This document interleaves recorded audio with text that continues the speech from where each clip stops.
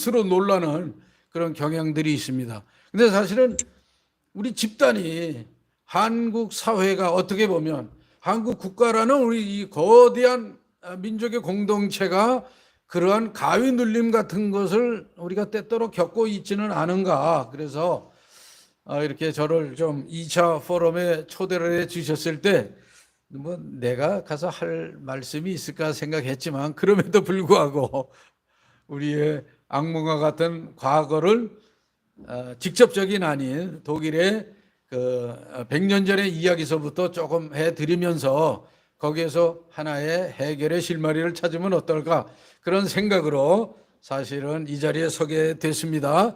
다시 한번 초대해 주셔서 감사드립니다. 예, 제가 오늘 드리고자 하는 말씀은 아까 소개해 주신 분께서 뮌헨에서 공부를 잠깐 했다 그러셨는데, 맞습니다. 제가 처음에 갔을 때 뮌헨은 굉장히 뭐 아시다시피 아름다운 문화의 도시요, 역사가 있는 도시로 그렇게 생각을 하고 뮌헨에서 공부를 했는데, 뮌헨 대학을 왔다 갔다 하면서도 사실은 몰랐어요. 나중에 이제 공부를 하면서 알게 되니까 뮌헨 대학에서 1943년도에 백장미단이라고 하는, 독일어로 디바이세 로제라고 하는 그런 백장미단이라고 하는 청년들이 한 5명이, 한스 셜, 소피 셜, 기타 해서 한 5명이 추측이 돼가지고 반나치 운동을 벌이다 체포가 돼서 즉결 심판을 받아가지고, 사실은 법적으로 여기 사법 독립군 의병장님도 와 계십니다만 기본적으로 6개월 이내 항소도 하고 그 다음에 법적인 이 절차를 밟아서 어떤 형이 집행이 돼야 되는데, 형이 선고가 내려지고 집행이 돼야 되는데도 불구하고 그 6개월이라고 하는 거 다 무시하고 바로바로 소위 민족 재판이라고 하는 데 의해서 이 5명 학생들이, 그 당시에 뮌헨 대학교 학생들이었습니다. 학생들이 사형 처분을 받고 사형이 집행되는 이러한 그 비극적인 사건이 있었는데, 근데 그 동판이 뮌헨 대학 안에 있습니다. 뭐 요즘에 뮌헨을 여행하시고 뮌헨 대학을 보시는 분은 아마 그 안내가 될 겁니다만은, 제가 공부하던 시절에는 그게 별로 그렇게 인식이 안 됐었어요. 그러니까 과연 이 뮌헨이라고 하는 도시에 왜 이런 학생들이 저항 운동을 하고 거기에서 이렇게 즉결 심판을 받아가지고 몇 개월 안에 사형이 집행되어야 됐는가? 이 어떻게 보면 한쪽에서는 피 끓는 정의와 공의에 대한 학생들의, 그 젊은 학생들의 열망과 그다음에 그 열망을 그저 어떤 그 정부적인 그런 그 폭력에 의해서 숨기고자 했던 그 정권의 정체는 무엇인가라는데 생각이 가기 시작을 했습니다. 그러다 보니까 나치주의가 있었고 그 뮌헨이라는 도시에, 이야, 나치가 시작이 됐던 본고장이 뮌헨이다라고 하는 그 나치의 그 어떤 흑역사의 시작이 바로 뮌헨이었다라고 하는데 깨달음이 갖게 됐고요. 그래서 다시 뮌헨을 공부하기 시작을 했습니다. 그런데 이제 놀라운 것은 뮌헨 곳곳에 그 과거를 사죄하고 속죄하는 그런 그 예를 들면 기념탑이 있다든가, 그 다음에 그 나치에 대한 그 역사적인 그 전시를 그대로 하는 이런 박물관들이 굉장히 많아요. 물론 그 히틀러가 쓰던 집무실도 있습니다. 있는데 지금은 뮌헨 음대로 활용되고 있습니다. 바로 그 옆에 뮌헨의 과거사 기억 박물관이 있어요. 그 수많은 학생들이 선생님들과 함께 그 박물관에 와가지고 예전에 1930년대에서 45년도 전쟁이 끝나기까지 우리나라를 지배하고 탄압했던 정권이 나치즘이라고 하는 정권이었고, 그 당시에 실상은 이러했고, 그 당시에 이데올로기의 내용은 무엇이었고, 그 당시에 어떻게 독일 국민들이 말하자면 현혹이 됐고, 예를 들자면 상당히 많은 독일 사람들이 찬동을 했죠, 사실은. 그런데 이제 그것은 어떻게 보면 거짓의 정치학에다 속아 넘어가고, 때로는 그 다음에 또 하나는 뭐냐면 아주 교묘하게 만들어져 있는 선동 정책에 의해서 독일 국민들이 야, 우리도 위대한 독일 제국을 한번 만들어 보자. 아마도 독일 그 당시에 국민들이 우리도 아름다운 하나님의 나라, 성경이 말씀하시는 그러한 이사야 선지자가 얘기하는 그러한 어떤 적과 꿀이 흐르는 하나님의 사랑과 공의가 강물처럼 흐르는 그러한 나라를 이루어 보자라고 했다면 아마 나치주의와 히틀러에게 표를 주지 않았을 거예요.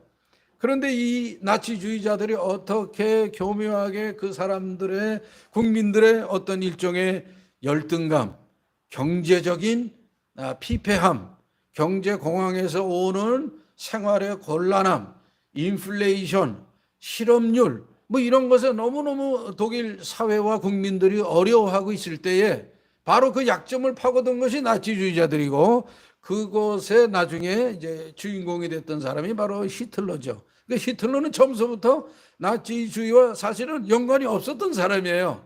변방에 있었던 사람이고 오스트리아에서 독일로 일종의 오스트리아에서 군인 그 소집령이 내렸을 때 자기 군대 가기 싫다. 그래가지고 독일 뮌헨 쪽으로 일종의 피신, 도망을 온 사람인데 그 사람이 1차 세계대전에 참여를 하고 거기에서 말하자면 민족주의적인 그런 그 열광주의에 매몰이 되고 거기에서 스킬이 익숙하다 보니까 나치 당에 말하자면 점점점 안으로 들어가게 되는 그런 그 모습을 보게 되고 나중에는 이제 나치주의의 어떤 선동에 앞장을 선 결국에는 31년도 수상이 되는 그러한 과정을 보면서 사실은 그 당시에 우리 사회와 비슷한 그런 상황들이 사실은 없지 않아 있습니다. 그런 것들을 이제 차차 말씀해 드리도록 하고요.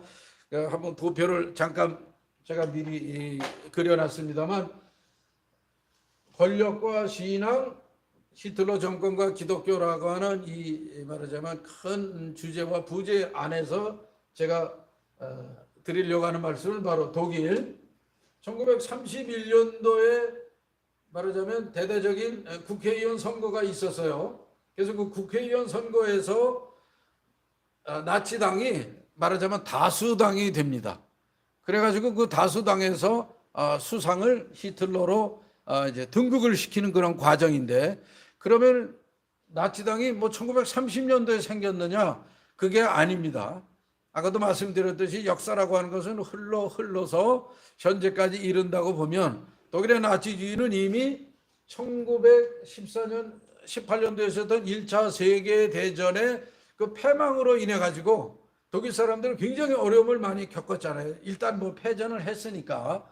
그래서 그때 나온 것이 뭐냐면 연합군들이 독일의 군부와 경찰을 해체를 하고 그 다음에 국가 뭐 이 독일의 그 유명한 그 기계 산업들 뭐 기계를 뜯어간다거나 그 다음에 군수물을 생산하지 못하도록 생산을 아예 못하게 하고 그렇게 함으로써 독일 경제가 완전히 피폐하게 들어갔어요. 그러니까 굉장한 어떤 기계적 산업 국가로 막 가다가 1차 세계대전을 만나가지고 다시 뭐 표현이 이상합니다만 마치 그 미개한 농업 국가처럼 돼버리는 그런 시기로 가게 되면서 미국서부터 경제공황이 이제 설설설 다시 돌아옵니다.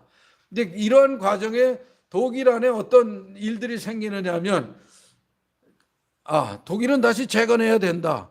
왜 우리가 1차 세계대전이라고 하는데 어떻게 끼어가지고 전쟁을 해서 이렇게 완전히 전쟁 보상금이나 뭐 이런 것에 다 말하자면 털리고 왜 이러한 빈털털이 나라가 됐느냐 우리가.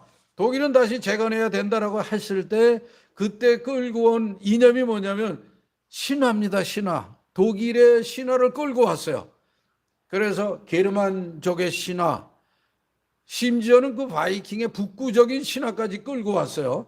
그렇게 해가지고 우리 이 게르만족은 원래는 세계를 지배하는 우등민족이었다. 1800년 중엽에 일어난 우정학이라고 하는 자연과학의 생물학에서 나타나 있는 그 우정학이라는 걸 받아들여서 세계에는 우등 종족이 있고 열성적 종족이 있는데 이 열성적 종족은 어차피 자연적 진화에 의해서 사라지게 되어 있고, 그렇기 때문에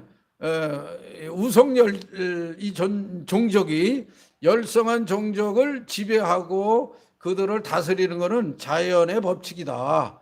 그러므로 게르만족은 세계를 소위 얘기해서 제패해서 그들로 하여금 평화를 누리게 하자. 여기와 상당히 일본 제국주의, 일본 식민주의와 맥이 맞는 그런 내용이죠. 우리가 너희들을 평화를 누리게 해주겠다. 너희들은 미개하니까 우리의 식민지를 조금만 받아봐. 그러면 금방 개화적인 그런 그 나라로 될 것이다. 이것이 바로 우리가 가지고 우리를 점령했던 일본 식민주의적 사상의 잔재이고 이데올로기적인 잔재인데, 사실은 지금도 어디선가 그게 지금도 말하자면 준동하고 있지 않습니까? 우리가 그런 거 보면은 우리가 지금도 과거의 그런 그 피해의 모습은 상당히 있다. 이것을 치유를 받아야 돼요. 예를 들면 과거 청산이라고 독일에서도 굉장히 그 많은 용어로 쓰이고 있습니다. 페어 강게나이트, 페어 말티공. 그래서 과거를 어떻게 극복을 하느냐 하는 그런 그 문제를 얘기를 하는데, 우리는 이제 이러한 그 식민주의 속에서 아직도 우리의 그런 이 한국적인 그런 모습을 다 발휘하지 못하는 그런 그 간접적 피해들은 받고 있다. 자, 다시 가자면 이 와이마르 공화국이 1차 세계대전 이후에 이제 형성이 됐잖아요. 그런데 형성이 되고 나서 사실은 와이마르 공화국은 나름대로 입헌 공화정으로 사람들, 그러니까 뭐 지식인, 그다음에 귀족, 평민 이런 사람들로 이루어져 있는 하나의 아름다운 공화정을 이루겠다고 법을 만들었지만 정당이 워낙 많았어요. 그래서 실제적으로 와이마르 공화국 때 소위 활약했던 나름대로 이름이 있는 정당이 한 40개까지 된답니다. 뭐 현재는 우리는 그렇게 많지 않으니까 그나마 다행인데, 그 당시에 1919년도에 일어나가지고 정당이 자그마치 40개가 독일에 있어가지고 서로 말하자면 독일을 위한다고 그렇게 하면서 정쟁을 벌이다가 결국엔 와이마르 공화국은 스스로 손을 들 수밖에 없는, 이제 그러면서 그 1920년대부터 나타난 많은 당이 있었어요. 뭐 카톨릭을 중심으로 한 당도 있었고, 그 다음에 평화주의자들이 이런 당도 있었고, 뭐 사회주의자들이 이런 당도 있었고, 기독교인들이 만든 당도 있었고, 굉장히 다양한 당들이 있었는데, 그 중에 이제 나치주의자들이 만든 국가 사회주의 노동자 당이라고 하는 이 나치 당이, 줄여서 일명 나치당이죠. 이 나치당이 말하자면 주류를 이루어가기 시작했어요.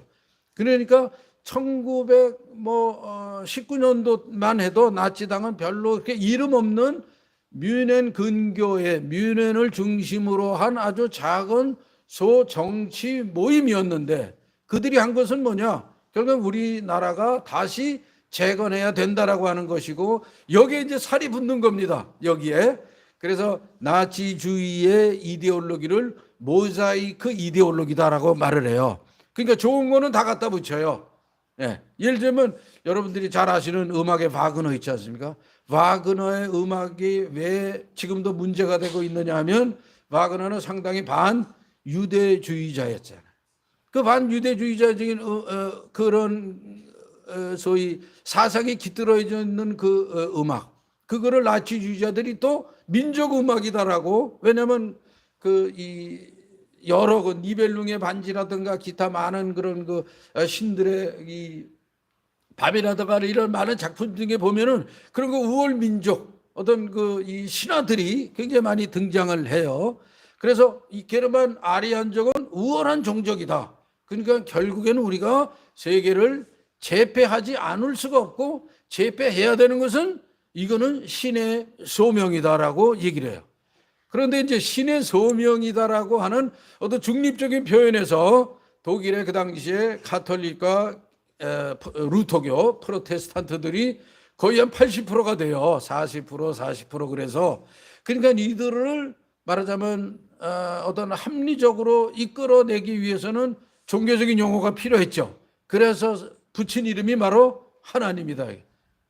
그러니까 굉장히 이반적이에요. 한쪽으로는 반유대주의 정책을 쓰면서도 한쪽에서는 구약적인 개념을 끌고 오는 겁니다. 하나님께서 이 시대에 선지자를 보내주셨다. 예언자를 보내주셨다. 그 다음에 왕들을 보내주시지 않았느냐. 그래서 이스라엘 백성들이 나름대로 어려운 시대, 환란의 시대들을, 물론 뭐 이스라엘에 하나님 말씀에 순종하지 않은 왕들이 많이 있었습니다만, 그럼에도 불구하고 하나님께서 그런 왕들을, 선지자들을 세우셔서 이스라엘 백성들을 이끌게 가고 하셨으니, 우리 이 시대에도 하나님께서 틀림없이 그런 선지자와 같은 정치적 메시아를 보내주실 것이다 이거죠. 그러니까 신이 우리에게 주신 어떤 독일 민족에게 주신 소명이 있으리라라고 한 그 얘기를 이제 기독교적으로 말을 바꾸는 겁니다. 말하자면 나치주의자들의 권력이 기독교를 신앙적으로 나치화해 가고 있는 거죠. 그래서 예수 어떤 얘기까지 했냐면, 정말 우리가 말하기가 정말 부끄러운 얘기입니다만, 물론 우리가 한 게 아니라 독일 나치주의 신학자들이 한 얘기니까요. 예수는 골고다 언덕에서 십자가에 처형이 돼서 실패하지 않았느냐 이렇게 보는 거죠. 그러나 우리에게 이 시대에 보내준 정치적 메시아가 있다. 이 정치적 메시아는 뮌헨에서부터 베를린까지 가서 이제 세계를 제패하는 정치적 메시아가 될 것이다. 지금 보내주셨다. 그 사람이 누구냐? 이거다. 네. 그러니까 히틀러를 정치적 메시아로 둔갑을 시켜가지고 영웅을 만들었어요. 예를 들면 큰 영웅이죠. 큰 영웅. 이제 작은 영웅을 또 만들어야 돼요. 그래서 이 H는 뭐냐면 큰 영웅이다. 영웅 중에 영웅. 그래서 이제 독일어로 führer 그러죠. führer 지도자. 뭐 지도자. 그러면 거기에는 이제 껌뻑 죽어요. 그 독일 나치당이 1931년 이제 그 정권을 잡고 히틀러를 수상으로 만든 다음부터 한 일이 뭐냐면 그 라이치할퉁이라고 하는 회기라 작업을 시작을 했어요. 회기라 작업.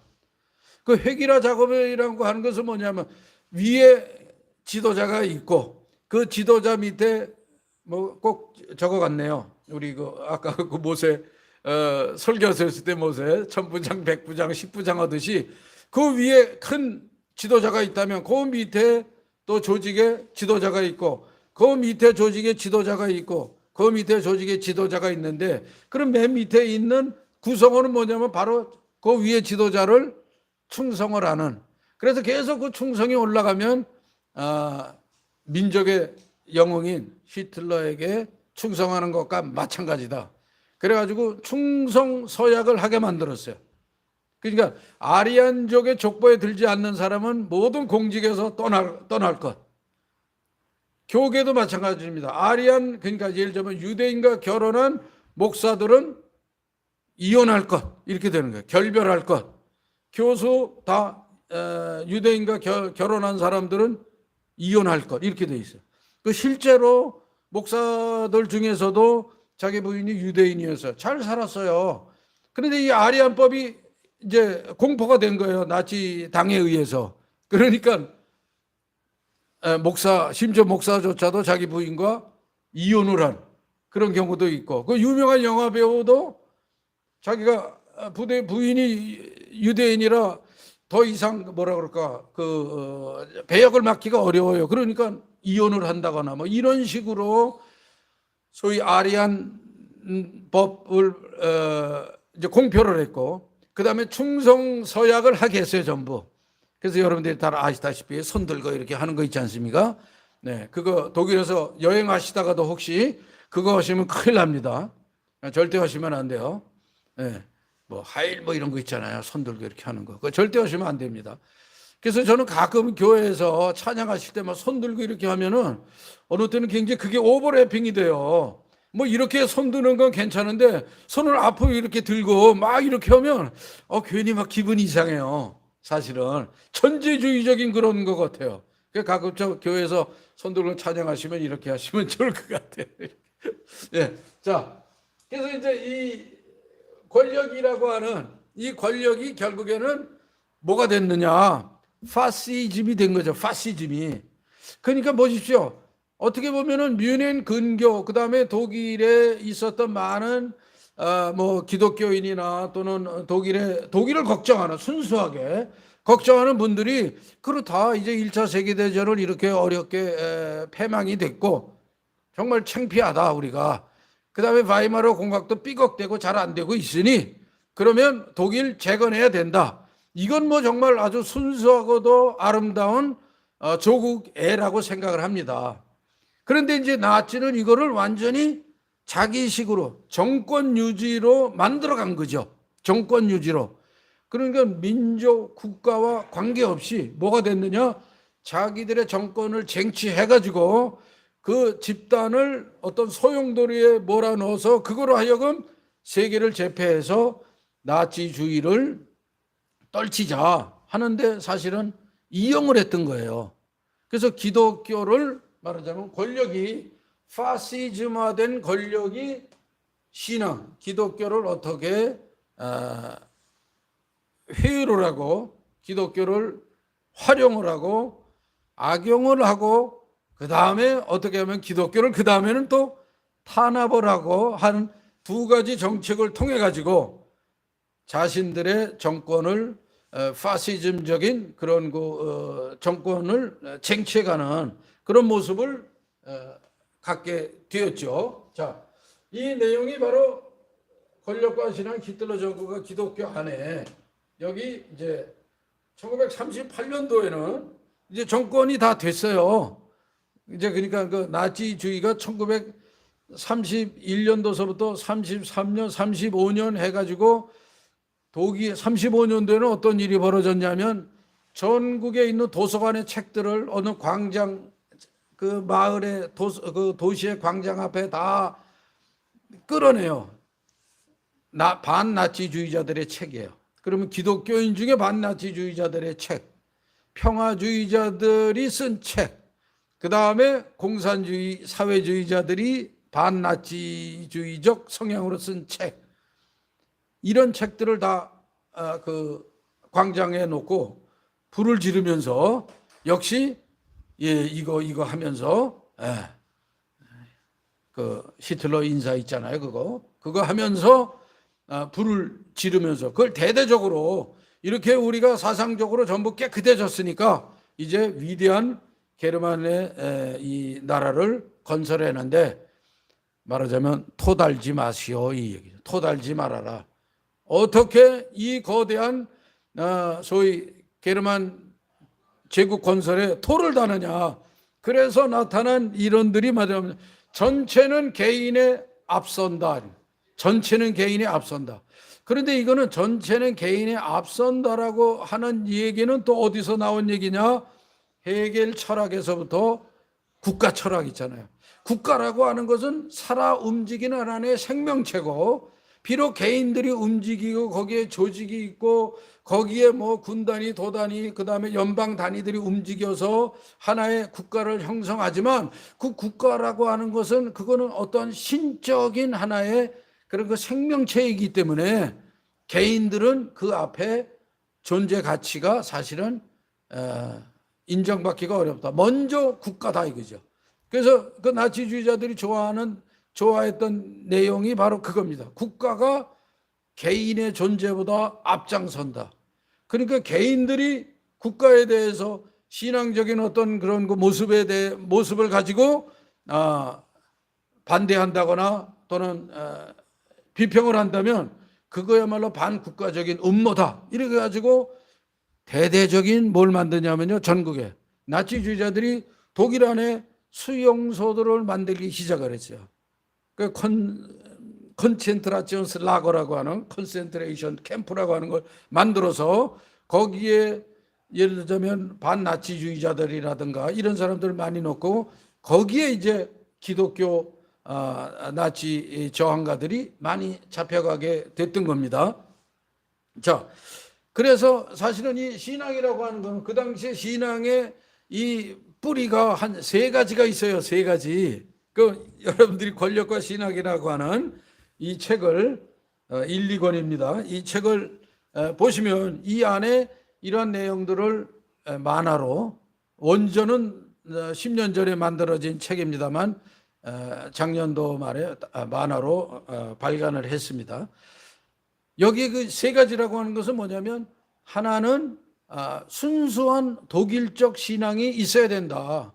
예를 들자면, 아니 구약은 유대인의 무슨 역사고 유대인의 이야기인데 왜 우리 게르만족의 유대인의 역사에 이렇게 함몰해가지고 이것을 신의 뜻이라고 얘기하느냐. 그래서 독일은 독일식 신화가 있고, 게르만 신화죠.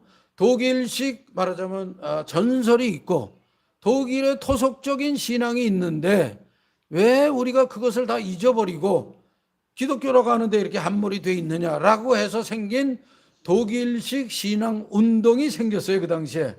그래서 굉장히 많이 이교도적이고 또는 어떤 그런 신화적이고 신비한 그런 요소들을 가미한 그런 그 종교 운동을 벌였습니다. 우리식으로 얘기하자면 뭐라고 할까요? 미신의 어떤 그 재발흥이라고 그럴까요? 그런 식의 운동이 하나 생겼고요. 또 하나는 뭐냐면, 그렇지, 우리가 기독교이긴 하지만 그래도 맞아, 지금 나치주의자들 하는 얘기가 좀 그래도 맞는 것 같아. 그래서 그쪽의 얘기를 좀 가미를 해보자, 이렇게 해가지고 그 사람들이 했던 얘기가 바로 아까 얘기했듯이 정치적 메시아, 이 카이로스라고 하는 개념이 있지 않습니까? 하나님의 때가 있다는 거죠. 그런데 예수님은 예루살렘에서 십자가에 못 박혀서 죽었지 않았느냐. 그러니까 실패했다. 왜 그 실패한 사람을 믿느냐? 아니다. 근데 이제 거기서 그 맥락을 다 버리고 뭐를 가져왔어요? 메시아 사상을 가져온 거예요. 그래서 정치적 메시아가 독일과 세계를 위해서 일할 것이다.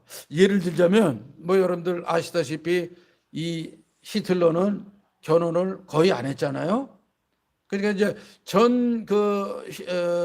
나중에 베를린 벙커에서 연합군에게 포위가 돼가지고 사실은 죽기 직전에 한 달 전에 애인이었던 에바 브라운하고 그냥 전속 결혼을 한 거예요. 물론 뭐 애인의 관계로 있었지만은 결혼은 안 했어요. 그러니까 그걸 어떻게 활용을 했냐면, 놀라지 마십시오. 예수님도 결혼 안 했잖아요.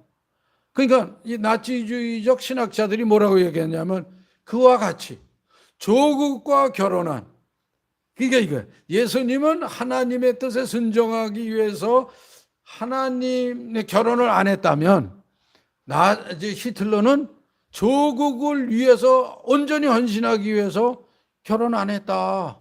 맞지 않느냐, 이렇게 얘기한 거예요. 그래서 히틀러는 결혼을 안 했어요, 사실은. 근데 히틀러의 사생활을 들여다보면 굉장히 뭐라 그럴까, 여성에 대한 그런 히틀러 때문에 조카가 죽기도 했어요, 사실은. 조카한테 내가 널 사랑해 이런 식으로 해가지고 그 조카가 감당을 못 해가지고 자살을 한 사례도 있어요. 여기서 제가 히틀러는 사이코다 이렇게 표현하고 싶지는 않습니다. 사이코 이상이죠. 사이코 이상입니다, 히틀러는. 그러나 어쨌건 제가 이렇게 역사적인 평가하는 데 있어서 그렇게 뭐라 그럴까, 욕쟁이 같은 그런 표현을 안 하겠습니다. 절제를 하겠습니다. 그런데 이거는 그 이상이에요. 그래서 결혼을 안 한 그것 중에 하나는 뭐냐면 포장술이죠, 포장술. 어디 가나 많은 히틀러주의자들이 얘기할 때 우리의 영웅, 우리의 메시아는 결혼을 안 했다. 왜? 조국을 위해서, 우리의 민족을 살리기 위해서 결혼 안 했다. 여러분들 보시라고 결혼 안 했지 않았느냐. 그러면서 어떤 모습을 보이느냐면 알프스에 히틀러 별장이 있습니다. 여러분들이 여행은 다 보실 수가 있어요. 독수리 무슨 요새다 이렇게 부르는 거기서 아주 고독하게 알프스의 산을 바라보면서, 그러면 이제 그 밑에 그런 사진을 찍죠. 그러면 사진사들, 그 다음에 연출하는 사람들이 막 코디를 해줍니다. 그래서 지도자시여, 이런 모습이 좋습니다. 그러면 알프스를 바라보면서 고독하게 이렇게. 그 다음에 그 셰퍼드가 있어요. 아주 뭐 개 자체는 멋있어요. 셰퍼드를 옆에 두고 이렇게 있는 모습이라든가, 그 다음에 결혼은 하지 않았지만 아이들을 좋아하는 그런 동심의 지도자다, 뭐 이런 모습을 하기 위해서 아이들이 이렇게 같이 있는 모습을 같이 찍어요. 완전히 조작된 그런 모습이죠. 물론 아이를 뭐 좋아했다고는 그래요. 왜냐하면 괴벨스 자기 아주 그 뭐라 그럴까, 부하인 괴벨스랑은 아주 굉장히 좋아했어요. 그 괴벨스가 아이를 6이나 낳았어요. 그런데 그 괴벨스의 집에 자주 가서 아이들하고 놀았다, 뭐 이제 이런 것 때문에 아이들을 좋아했다 그러는데, 그런데 그렇게 좋아한 사람이 그렇게 많은 아이들과 사람들을 전쟁에 몰아서 죽일 수가 있었겠느냐. 이거는 완전히 만들어진 지도자 신화이다. 자, 그러면 어떻게 이 신앙이라고 하는 이제 제3의 신앙의 그룹이 있어요. 첫 번째 신앙 그룹은 뭐냐? 기독교와 전혀 관계없이 독일식 신앙을 만들어야 된다 그래가지고 움직였던 그런 독일 신앙파 운동하고, 또 하나는 그래도 우리가 기독교인인데 하나님의 무슨 섭리가 있지 않겠느냐, 그렇게 하면서 나치주의에 물든 그런 나치주의적 신학자들이 있어요. 근데 놀라지 마십시오. 상당히 많은 신학자들이 여러분들이 다 아시다시피 기라성 같은 우리 현대의 철학자인 하이데거 같은 그런 분도 자기 은사가 훗설 아닙니까? 그리고 훗설과 같은 은사가 유대적인 그런 그 모습이 있었잖아요. 그래서 학교를 떠나게 됐어요. 하이데거가 나름대로 나중에 그런 그 어떤 친나치적 평가를 많이 받았어요. 여러분들이 다 아시는 내용입니다. 자, 그런 것처럼 기독교 신학자 안에도 그런 사람들이 생겨나기 시작했어요. 그래서 여러분들이 아시다시피 루터파 신학자들 중에 기라성 같은 그런 뭐 뉘른베르크 학파 뭐 이제 이런 사람들 중에 등장을 해가지고 바로 그러한 이론들을 만들기 시작했어요. 카이로스.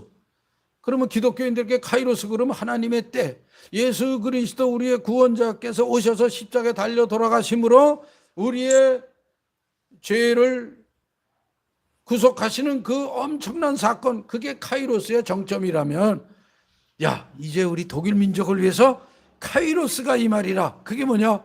바로 히틀러가 수상이 돼서 독일을 이끌어가는 그런 시대이다. 놀랍지 않습니까? 그러니까 기독교인들은 혼돈이 되는 거예요. 바로 그 하나님의 때라는 것이 이런 것인가 보다라는 생각이 든 거죠. 그 다음에 아까 말씀드린 메시아상, 예수 그리스도는 종교적으로 실패했다 이거죠. 그러면 여러분들은 이제 정치적으로 이 땅에서 실현되는 그 하나님의 구체적인 나라를 맛보아야 되지 않겠느냐. 바로 이 정치적인 메시아를 따라가야 되지 않겠느냐. 더욱더 놀라운 것은 이 H가 연설을 할 때 마지막에 어떻게 하는지 아세요? 마치 목사님들 설교하듯이, 그렇게 말하지만 연기를 한 거죠. 연기를. 그렇게 하면서 예수님이 오시면 내가 너희를 사랑한 것 같이 너희도 나의 사랑 안에 거하라. 이런 표현을 이렇게 은유적으로 만들어 쓰는 거예요. 그 내가 조국 독일을 사랑해서 결혼 안 하고 이렇게 힘들게 살아가는 것처럼 여러분도 조국을 사랑한다면 나를 사랑해야 되지 않습니까? 이렇게 얘기하는 거예요. 그러니까 매력적이죠. 매력적입니다. 그 다음에 얼마나 멋있어요. 마지막에 뭐라고 끝냅니까? 뭐 매번은 아니지만 아멘 이러고 끝납니다. 그러면 아주 웬만한 크리스찬은 넘어가죠. 정당의 당수요, 우리나라의 수상이 아멘 했어, 연설하는데 이거 지금도 우리나라에 그런 거 보이잖아요. 어느 정치인들이 나와가지고 뭐 성경 구절 좀 인용해가지고 하면 그냥 바로 넘어가잖아요. 바로 지금 우리에게 보내신 무슨 정치적 메시아가 아니냐 이런 식으로 넘어가는 이러한 사태가 이게 100년 전에 일어난 일입니다. 제가 죄송한 말씀이죠. 우리나라도 일어나고 있잖아요, 사실은. 아니 정치인들이 뭐 평소에 교회 가지 않다가 무슨 선거 때 되면 교회 가서 앉아 있으면 어머 회개했나 봐 막 이러고 그냥 펴줘야 돼. 그거 옛날에 그 독일 나치 시대 때 그 H한테 주던 바로 그런 모습이에요. 사실은 그건 굉장히 조심해야 될 모습이다. 저는 그래서 바로 이게 100년 전의 이야기로 끝날 것이 아니고 우리는 지금 계속 그 문제를 과거의 이 이야기가 지금도 반복되고 있다. 아까 파시즘이라고 말씀드렸지만 사실은 그 당시에 파시즘은 이제 그 H는 무솔리니한테 배웠잖아요. 그래서 이태리의 무솔리니의 그 통치술을 배워가지고 자기도 그런 것을 모방해 보고자 하지만 결국엔 모방이 아니라 이제 그 장본인이 됐어요. 지금의 파시즘은 뭐겠습니까? 꼭 그런 어떤 극우파적인 모습의 파시즘만이 아니라 지금은 문화의 시대예요. 문화에 파시즘이 있어요. 예를 들자면 우리가 뭐 학교 폭력 얘기하지 않습니까? 그 학교 폭력도 일종의 변질된 파시즘의 일종이라고 봐요, 저는. 지금은 100년 뒤에 새로운 파시즘이죠. 가정폭력 있잖아요. 저도 집에서 보면 아버지 폭력을 아마 쓰지 아니했던 것은 아니었던 것 같아요. 저도 아버지로서 어떻게 보면 따라와. 애들이 무슨 말이 많냐. 뭐 이렇게 했던 것 같아요, 저도. 사실은 일종의 파시즘이 내 몸 안에 있었던 거죠. 예. 그 예전에 어떤 분이 그런 글을 써서요. 그 히틀러의 이 시대를 반성하면서 우리 안에 히틀러. 왜 이러한 그 무서운 정권이 나타났느냐? 그거는 이거 한 사람만이 아니다. 우리 안에 뭐가 있느냐? 작은 히틀러들이 있지 않았느냐라고 썼어요. 우리 안에 히틀러라고. 막스 피카르트라고 제가 기억합니다. 우리 안에 히틀러. 그러니까 파시즘이라고 하는 거는 그 당시에 1920년대 유행했던 그런 거지만 사실 파시즘의 정체라고 하는 건 유럽에서는 뭐 로마 시대까지도 거슬러 올라가고 그렇죠. 황제의 그 숭배 사상이라든가 그게 일종의 다 파시즘의 원형이죠. 아키타입 원형이 돼서 흘러내려오다 이제 파시즘이라는 말로 형성이 된 것이고 지금은 그 이후에 새로운 파시즘들이 자꾸 변형이 되고 있어요, 사실은. 우리는 이제 이런 문제를 기억을 해봐야 돼요. 제가 조금 더 나아가자면 우리 기독교 안에도 파시즘은 없는가? 변질된 파시즘, 아니면 새롭게 가장한 파시즘, 아니면 새롭게 옷을 입고 나타난 파시즘. 이 나치 시대를 평가하면서 정말 여러분들 많이 아시잖아요. 본헤퍼 목사님, 니멜로 목사님, 그분들보다 먼저 순교하신 파울 슈나이더 목사님들 계세요.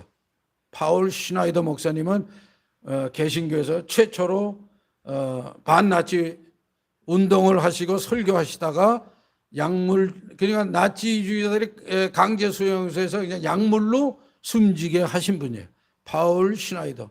제가 볼 때는 보네포 목사님도 그분의 영향을 받으셨다 이렇게 생각을 하는데, 왜냐면 아니 반나치를 하다가 뭐 죽을 것까지 있느냐 이렇게 생각했지만 실제로 그렇게 반나치 하시다가, 왜냐면 나치주의는 복음적이지 아니었거든요. 니멜로 목사님도 뭐 제가 이 책에서 언급했습니다만 1918년도쯤에는 나치주의들이 이제 일어났어요. 그래가지고 기독교 안에 이제 막 그 움직임이 막 본격화되니까 혼돈이 온 거예요. 야, 이 사람들이 정말 기독교적인 그런 그 용어라든가 가치관들을 자꾸 섞어가지고 얘기를 하는데 그러면 기독교적인 정당이냐? 그래서 한쪽에서는 이제 기독교적인 정당이다라고 판명해서 나치주의자로 간 사람들이 있고, 우리나라의 일종의 친일 기독교인들, 친일이죠.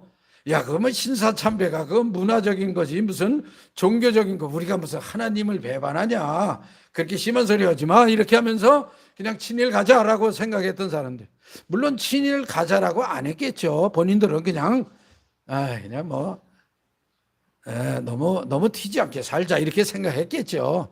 그러나 결국 1938년도에 신사참배를 가결했잖아요. 이거야말로 치명적인 우리의 말하자면 오욕이요 불명이 아니겠습니까?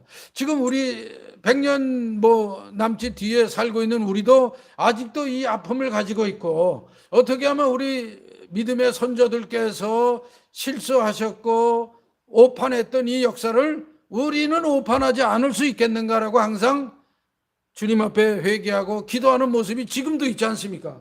만약에 이 1938년도에 이 모습을 잊어버린다면 이거 안 되겠죠, 사실은.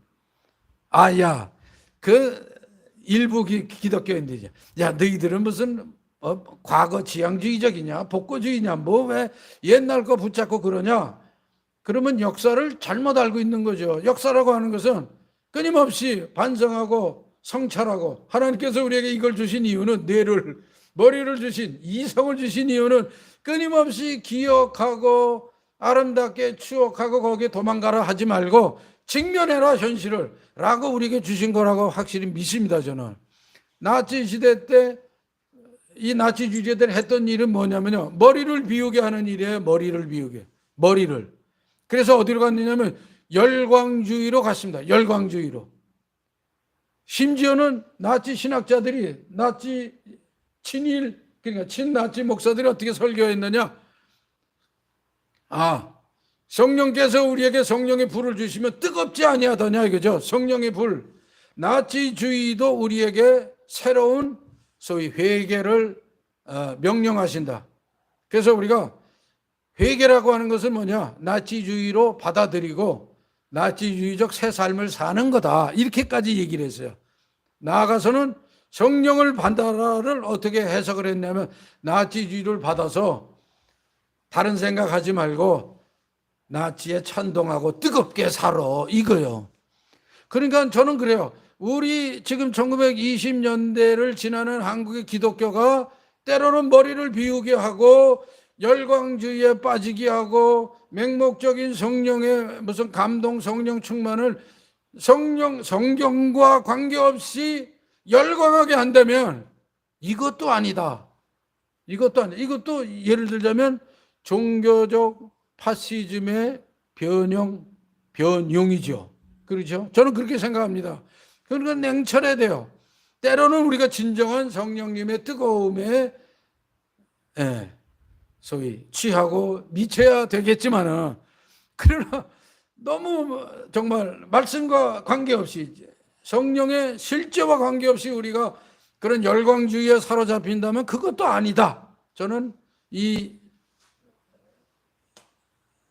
맥락에 의해서 다시 한번 말씀을 드리지 아니할 수가 없습니다. 네. 주어진 시간이 많이 갔습니다. 그래서 제가 드렸을 때 9개 태자를 말씀을 드렸어요.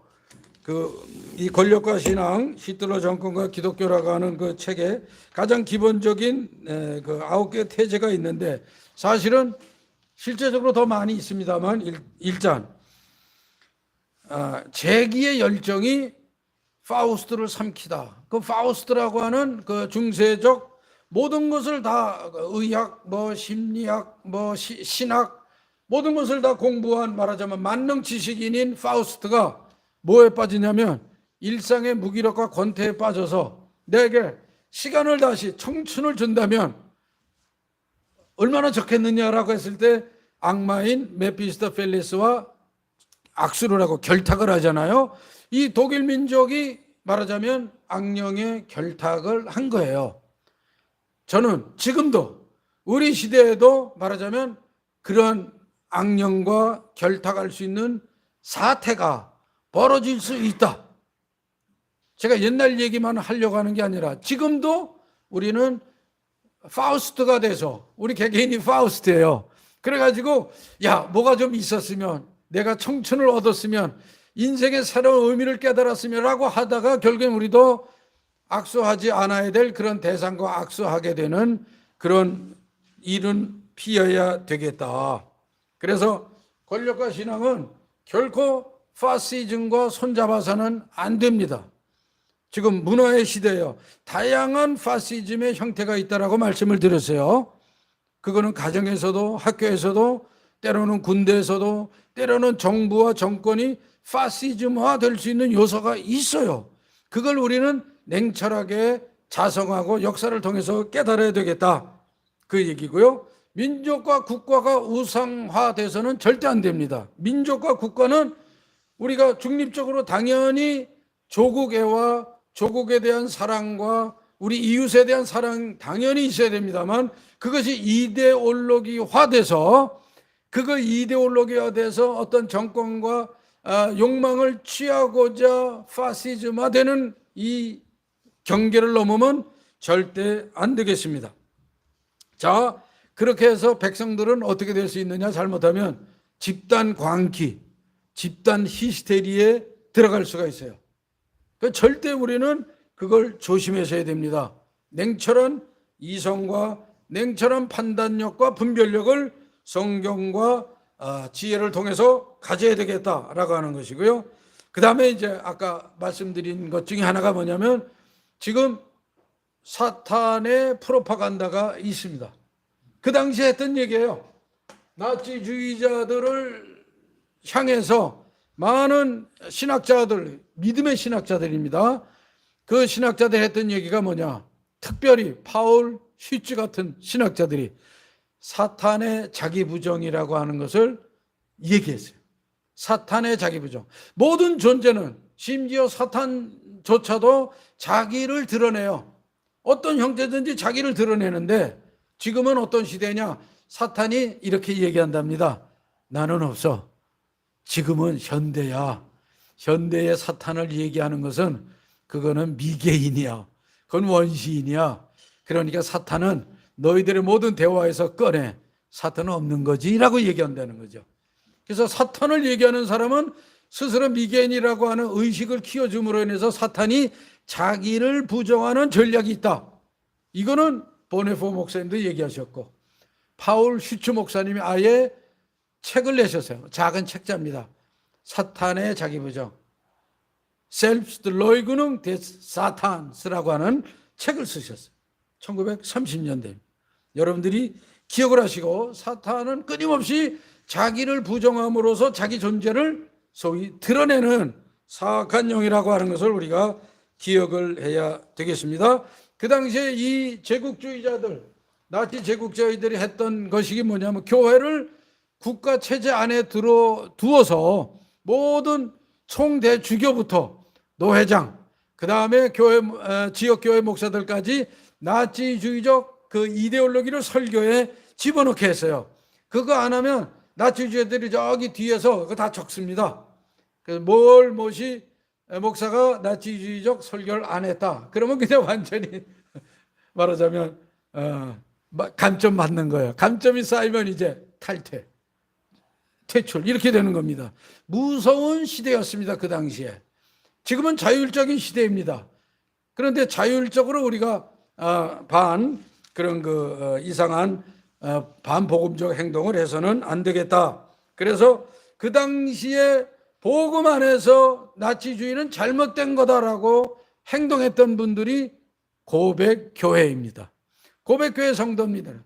보네포 목사님, 뉴멜러, 슈나이더, 마이저 신부님, 콜베 신부, 기타 델프 신부, 기타 수많은 개신교 목사님 또는 우리 가톨릭 신부님들, 추기경, 1938년도에는 교황께서 불타는 근심으로라고 하는 미브렌넨데 조르게, 불타는 근심으로라고 하는 칙서를 발표하셨어요. 네, 그래서 나치주의는 이거는 반복음적이라고 하는 그러한 것을 말씀을 해 주셨습니다. 근데 사실은 가톨릭도 히틀러가 정권을 잡고 한 5년 이상은 사실은 추기경, 주교, 신부님들은 개별적으로 때로는 주교회의에서 나치주의는 굉장히 위험한 거니까 가톨릭 신자들은 나치당에 가입하지 말라, 심지어는 이런 얘기까지 했어요. 근데 교황청은 말하자면 소련의 사회주의 어떤 그 위협으로부터 전체적으로 가톨릭 교회를 보호해야 되니까 그때까지는 많은 소위 줄다리기를 하고 있다가 1938년도에서야 비로소 완전히 나치주의와 결별을 하게 됐습니다. 자, 개신교는 고백교회, 베켄랜드 키르케라고 하는 고백교회를 형성을 해서 비록 수는 그렇게 많지는 않았습니다만 이분들이 복음에 서서 예수님의 말씀에 입각해서 나치주의와 나치주의하는 행동의 모든 것을 소위 잘못됐다라고 판단을 내렸던 것을 우리가 기억을 해야 되겠습니다. 그래서 십자군 전쟁은 사실은 아까도 약간 말씀드렸지만 파시즘적 요소가 있어요. 성지를 탈환하겠다. 성지에 살고 있는 믿음의 백성들을 자유롭게 하겠다라고 하는 그 좋은 슬로건을 가지고 사실은 어마어마한 무시무시한 자기의 소위 권력을 유지하기 위해 했던 그런 전쟁이 바로 십자군 전쟁의 한 슬픈 모습이라면 우리는 이 시대에 십자군 전쟁에 들어있는 그런 어떤 파시즘적 요소는 우리가 배제를 하고 정말 십자가 군병과 같은 우리 예수님의 복음을 인하여서 때로는 고난도 받고 하나님의 의와 사랑을 이루기 위한 우리 이 땅에 하나님 나라를 세우기 위한 십자가 의병과 같은 삶을 살아야 되지 않겠느냐 하는 것이 권력과 신앙, 히틀러 정권과 기독교라고 하는 그러한 책을 통해서 저희가 조용하고도 그러나 강력하게 말씀을 드리고자 한 바였습니다. 이걸 다른 말로 하자면 스데반 집사님이 하신 말씀과 같이 광야 교회의 길입니다. 그러면 1930년대에 고백교회 성도님들이 때로는 목숨을 걸고 여러분들 보네포 목사님 사형당하신 거 다 아시잖아요. 그분은 정말 예수님처럼 다 발가벗겨져서 옷을 다 벗겨서 발가벗겨져 가지고 교수형으로 돌아가셨어요.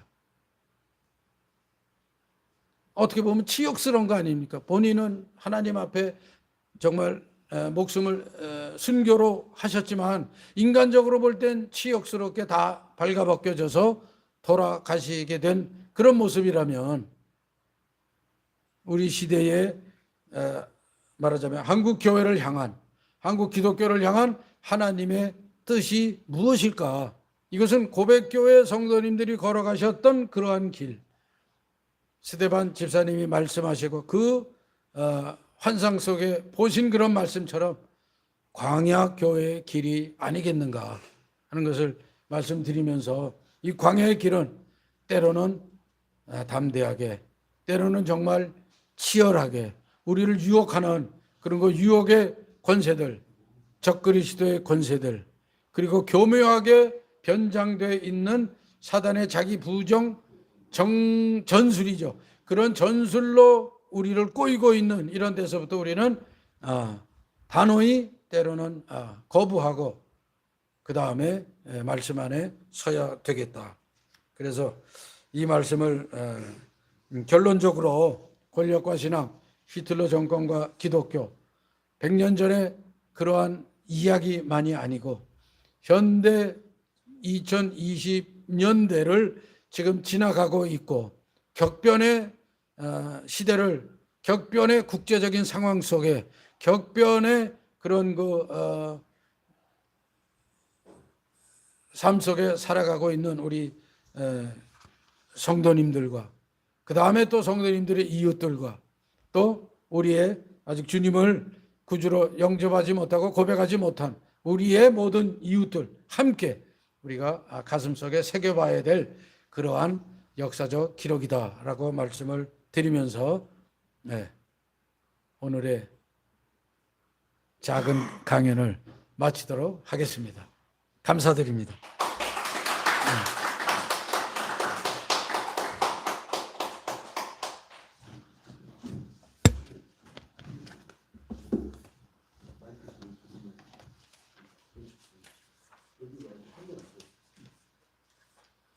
제가 이쪽에 제가 서 있어요. 예, 감사합니다. 예. 아주 열정적으로 강의를 해주셔서 또 쉽고 되게 아주 열정적이었습니다. 그리고 저는 강의 들으면서 받은 느낌이 꼭 여운형 같다는 느낌도 들어가지고 한 손에 딱 이렇게 손 넣고 하시는 모습이 또 외모도 그렇고 약간 그 여운형 선생 같은 그런 느낌을 받았습니다. 아이고 뭐 영광입니다. 감사드립니다. 그리고 저기 질의응답 하기 전에 먼저 참석하신 분들 간단하게 소개를 드리겠습니다.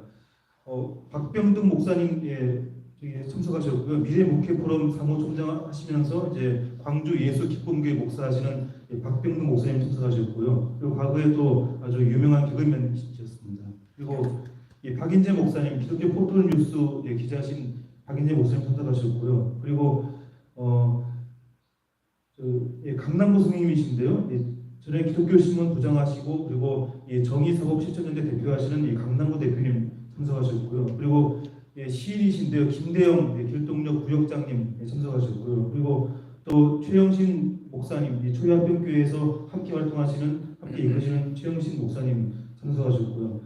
그리고 뒤에 계신 두 분은 정덕일 선생님하고 조명숙 선생님 참석하셨습니다. 그리고 줌에는 우리 지금 그 버스로 오는 중인데 줌에도 같이 계신 분이 그 이정진 우리 일제청산연구소 연구원이 계시고 그리고 또 다른 분이 또 함께 계십니다. 그럼 저기 이제 질의응답을 이제 시작할 건데요. 먼저 제가 듣고 제가 정리한 제가 이해한 강의는 이렇습니다. 이 나치가 히틀러와 나치가 기독교를 이용하고 탄압한 역사 그걸 말씀하시면서 그리고 이것과 유사한 장면들이 그 당시 일제 강점기 때 한국 기독교 어떻게 있었는지 그리고 또 지금의 한국 국어 세력이 어떻게 그런 모습들이 반영되고 있는지 그런 점들을 중심으로 말씀하셨고요. 그리고 무엇보다도 현재 한국 기독교가 어떻게 대응해야 되는지 그래야만 또 어떻게 해야지만 한국 사회에서 이렇게 한국 사회를 구하는데 위기로부터 구하는데 기여할 수 있는지 그런 점들을 말씀을 해주셨습니다. 저기 질문 주시면은 스님께서 답변을 해주실 겁니다. 양진호 목사님요.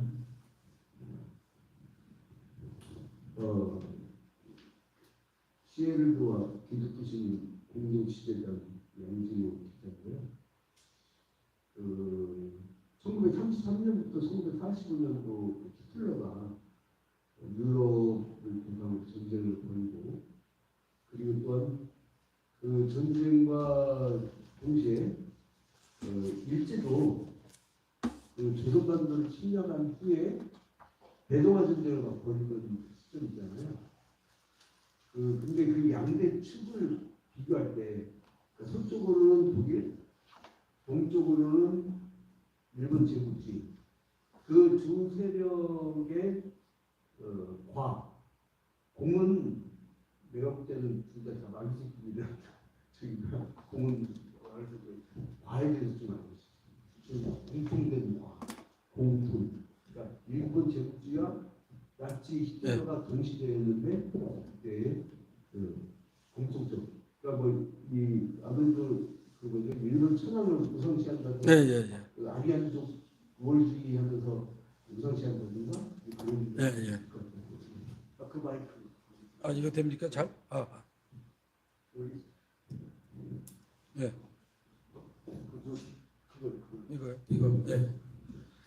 이거 감사드립니다. 일단 우선 민족 우월주의에 관해 가지고요. 생물학적으로 우종학적으로 열성 그다음에 우성이 있다라고 하는 것을 독일이 예를 들면 자연과학을 통해서 자기들의 모습으로 바꿔놓은 거죠. 예를 들면 다윈의 사회 진화설 같은 것으로 이제 다윈의 진화론이 사회 진화론으로 만들어져서 얘기한 게 바로 적자 생존. 그러니까 이 환경에 맞게 움직이고 변형할 수 있는 거는 생존을 하고 그렇지 못한 건 이제 없어진다는 그런 적자 생존. 그 다음에 강한 것은 살아남게 돼 있는 이런 어떤 사회적 진화론으로 이제 만들어간 거예요. 이거 나중에 러시아나 이런 데서 보면은 굉장히 문학 속에도 많이 나타나고 하는 그런 모습이죠. 이게 이제 일본과 같은 경우에는 결국엔 일본의 신민은 우월하고 그 다음에 저기 천황을 받드는 이런 그 동방여배들을 통해서 너희처럼 미개한 어떤 사람들은 이거를 받아들이고 이거는 우리가 식민주의가 아니야. 이건 해방이야 라고 얘기하지 않습니까? 해방주의야. 너희들은 미개하고 원시적이고 알아왔던 삶 속에서 해방이야. 그 당시에 뭐 철도 놓을 때도 일본이 계속 주장했던 게 그거 아니야. 너희들은 뭐 마차 끌고 손수레 가지고 다니는데 철도를 하면 얼마나 말하자면 빠르고 편리하겠느냐라고 하는 그런 모습처럼 독일의 민족 우월주의가 이제 서양의 동양의 일본의 식민 제국주의로 보자면 이제 같은 그런 적이죠. 종교적으로 보자면 독일의 그런 그 독일 신앙적 운동, 독일만의 신화와 전설과 민담과 이야기들을 통해서 나타나 있는 그런 것을 일본도 그 일본은 하나죠. 천황. 그 다음에 일본의 수많은 그런 잡동사니 그런 어떤 미신과 같은 것들이 같이 밀려들게 돼가지고 예를 들자면 이렇게 볼 수도 있어요. 그 독일의 2차 세계대전을 일으킨 원인 중에 하나는 뭐냐면 세계를 재패를 하는데 이거는 침략 전쟁이 아니고 예를 들자면 영국 불란서 심지어는 그 작은 네덜란드까지도 식민지를 다 가지고 있었는데 우리 독일은 그런 거 안 해. 그 대신 우리는 열등한 민족들이 독일 게르만족의 지배를 받지만 더 평화롭고 그들의 어떤 그 속박적인 삶에서 자유롭게 하기 위해서 해방시키기 위한 거야. 이런 식이죠. 또 소련 쪽으로 이제 동쪽으로 침공해 나가는 이유 중에 하나는 옛날에 게르만족이 아리안족이 그 인도 그 북쪽에서부터 이렇게 민족 이동으로 이동을 해 왔는데 이거 옛날에 고토를 차지하는 거 고토를 이게 다시 회복하는 거지 절대 우리가 전쟁하는 게 아니야. 이제 이런 식으로 얘기를 하면서 해방전쟁이고 민족을 더 소위 풀어주는 그런 전쟁이다라고 얘기한 것처럼 일본도 마찬가지예요. 일본도 결국에는 똑같이 너희들의 미개성, 너희들의 아직 발달하지 못한 문화 이런 걸 우리가 받아들였으니까 너희들을 그렇게 해줄 테니 소위 믿고 따라라 이런 거였죠. 그 다음에 그것을 수월하게 하기 위해서 뭘 활용했고 뭘 이용했느냐면 이 신앙이라고 하는 것, 종교라고 하는 것을 활용을 해서 일체감이라는 거. 그 당시에 내선일체라고 얘기했잖아요. 내선일체. 소위 조선과 우리 한국 신민인 일본하고는 내선일체다.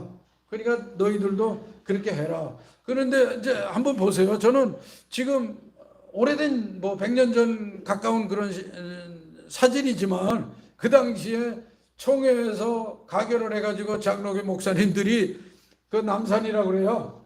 지금 남산에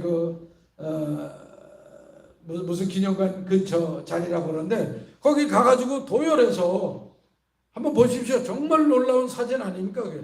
목사님들이 딱 도열해가지고 딱 기억하고 이것을 예를 들자면 전에 그런 얘기 했잖아요. 한경직 목사님이 친일했냐 안 했냐, 한경직 목사님이 돌아가기 시절에 회개했냐 안 했냐, 이러한 표현들이 물론 한경직 목사님 나중에 다 반성하시고 회개는 그 전에 하셨으리라고 봐요. 저는 이미. 그러나 공식적 표현을 상당히 뒤늦게 하셨지만 그런데 그분 혼자만의 문제가 아니에요. 저는 제가 볼 때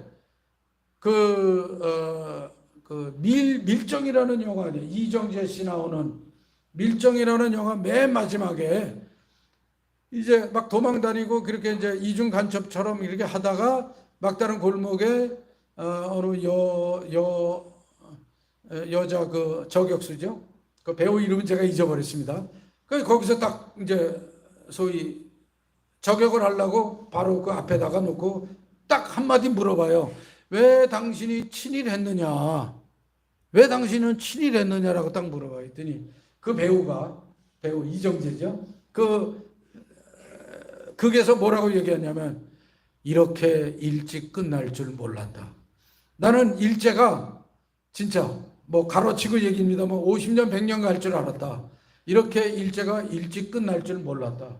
이렇게 일찍 끝날 줄 알았으면 나도 친일 안 했지 당연히 라는 그런 문맥으로 이제 그 저격수에 총을 맞고 숨지는 그런 장면이 나오는데, 지금 이제 철저하게 이 권력이 독일의 나치 권력이나 일본의 식민 제국주의 권력은 신앙을 인간 안에, 그 베르사예프라고 하는 러시아 철학가 작가인 베르사예프가 쓴 글을 쭉 보다 보면 그게 나와요.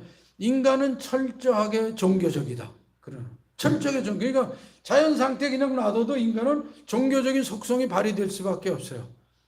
그러니까 뭐 성경적이죠. 그 말 자체는 인간은 영혼을 사모하고 만물을 통해서 뭔가 그 저 뒤에 어떤 조물주가 계시지 않는가 더듬어서 살펴 찾아보려고 하는 그 심성, 이게 종교성이라면 베르자예프가 이제 말하자면 문장으로 다듬었다. 이거를 철저하게 이어간 거죠, 종교.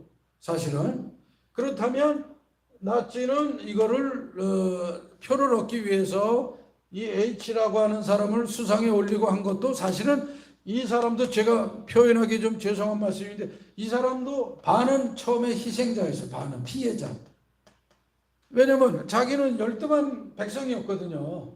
마치 뮌헨에 와서 노숙자처럼 살다가 군대 가가지고 뭐 열심으로 하다가 정원 병사가 돼가지고 그런 그 독일이 다시 재건해야 된다 뭐 군인들에게 그거 설명해주고 강조하고 다니다가 1차 세계대전에 이 생화학 같은 거로 눈이 잠시 실명이 돼서 후송이 돼서 제대를 했어요. 그런데 이제 그게 깨인 거예요, 그게. 그러다가 나치주의자들이 모인 그런 그 전당대회 같은 데서 얘기를 했는데 말을 잘하거든요.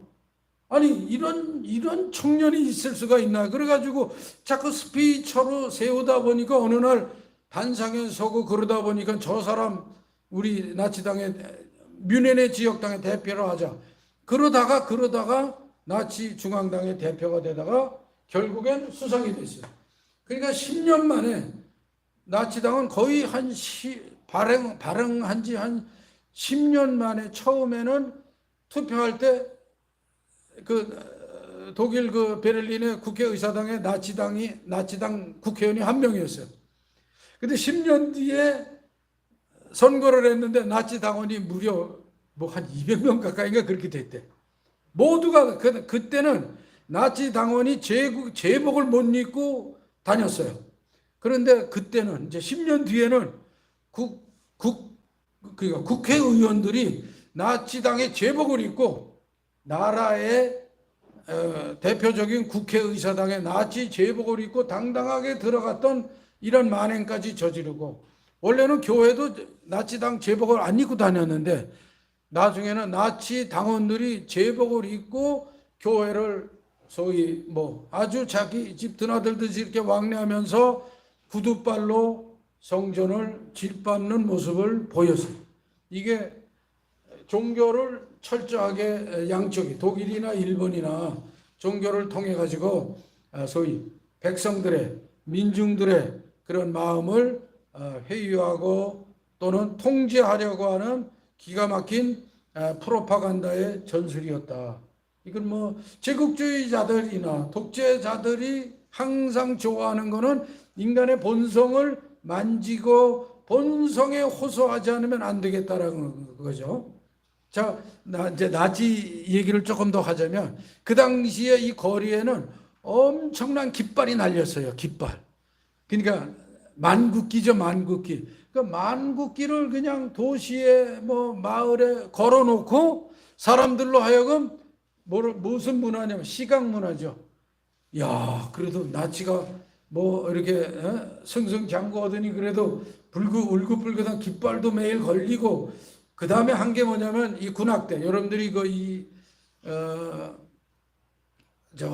군악대 보면 저거 있죠, 이게 드럼 따다 따다 얼마나 행진하게 좋습니까? 이게 그 양철북이라고 하는 소설에 나타나는 하나의 모습이에요. 이 드럼이 일종의 민족 악기예요. 그게 그러니까 나치 시대는. 그래서 모든 사람이 항상 걸을 때는 축 늘어지게 걸으면 안 돼요. 항상 나는 그래도 나치 당원이야 그러면서 씩씩하게 걸어야 돼. 기가 막힌 일이죠. 그 당시에 여성의 모습, 미술가들이 여성의 모습은 뭐냐면 아기를 항상 2-3명 이상 손을 잡고 있어야 돼요. 그 게르만 여성은 날씬하고 뭐라 그럴까 턱이 뾰족하고 이렇게 소위 뭐라 그럴까요? 그냥 화장미인처럼 이뻐서는 절대 안 돼요. 건강한 게르만 후손을 쑥쑥 잘 낳고 그래야 몸이 퉁퉁해야 돼요. 그래서 이 1930년대에 나치주의 화가들이 그린 그림을 보면은 여성들이 전부 다 이렇게 둥둥한 그런 게르만 여성이 왜? 애를 잘 낳아야 돼. 여러분들 보십시오. 그 SS라고 하시잖아요. 비밀경찰, 게슈타포. 이 비밀경찰은 지금 뭐 북한이나 중공이나 미인계 같은 게 있대요.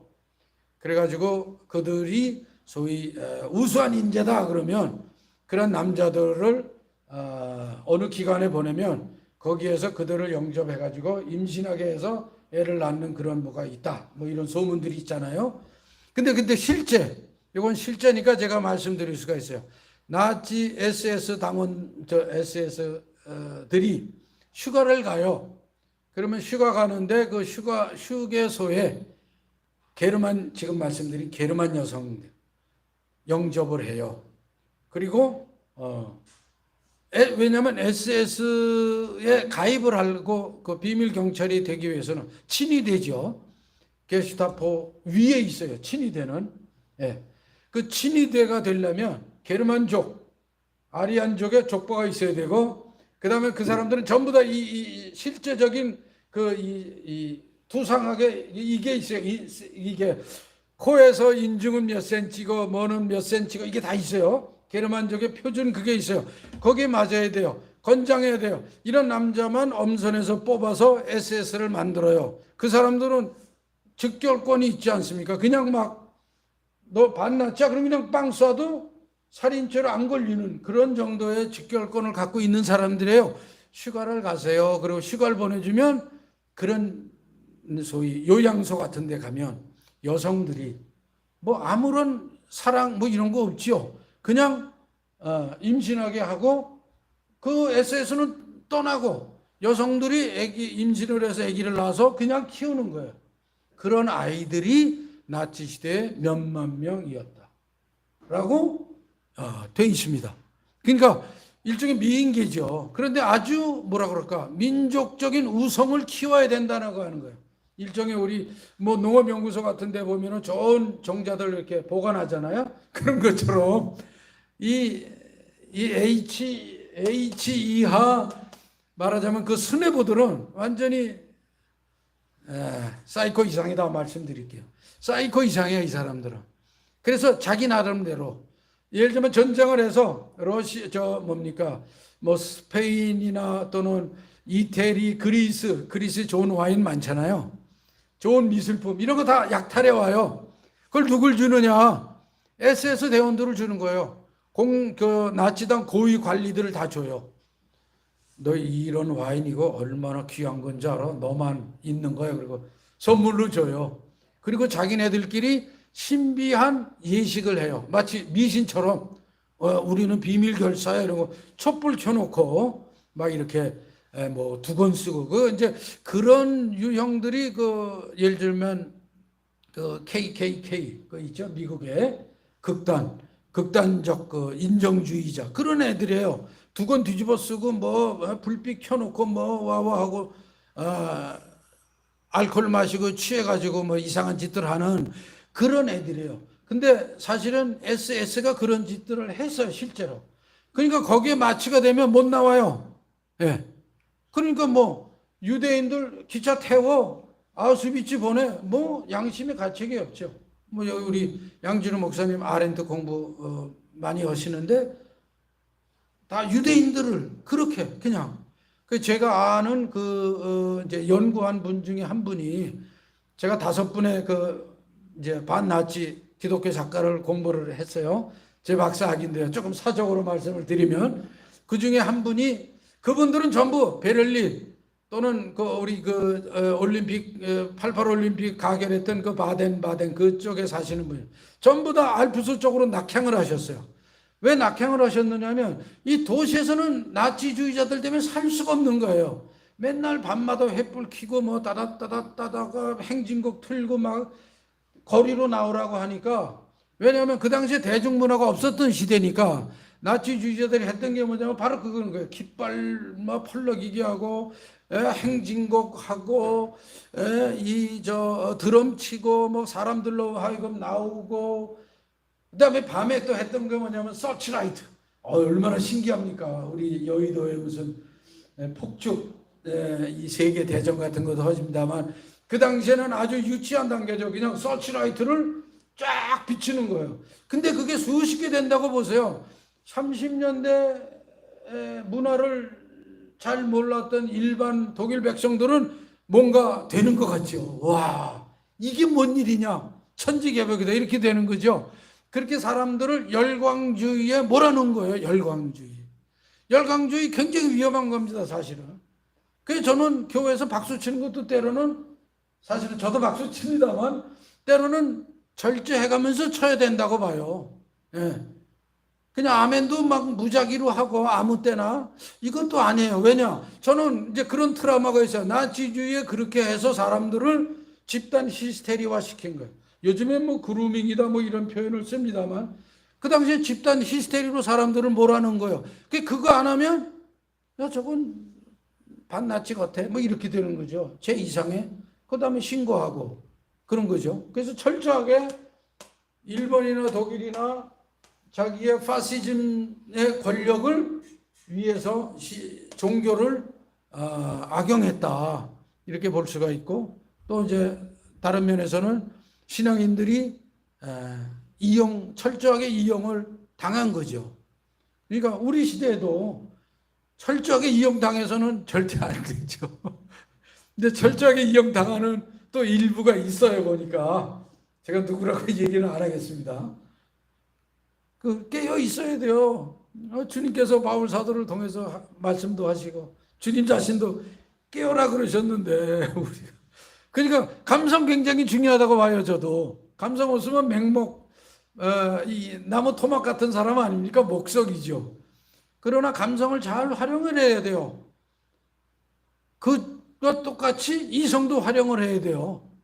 근데 이제 이성은 그건 도구화돼서 자기의 욕망을 위해서 우리가 이성을 도구화한 시대야. 그러니까 이성을 비판을 하다 보니까 결국엔 그러면 우리 다시 인간화돼야 돼. 그 감성주의로 또 가고 있어요.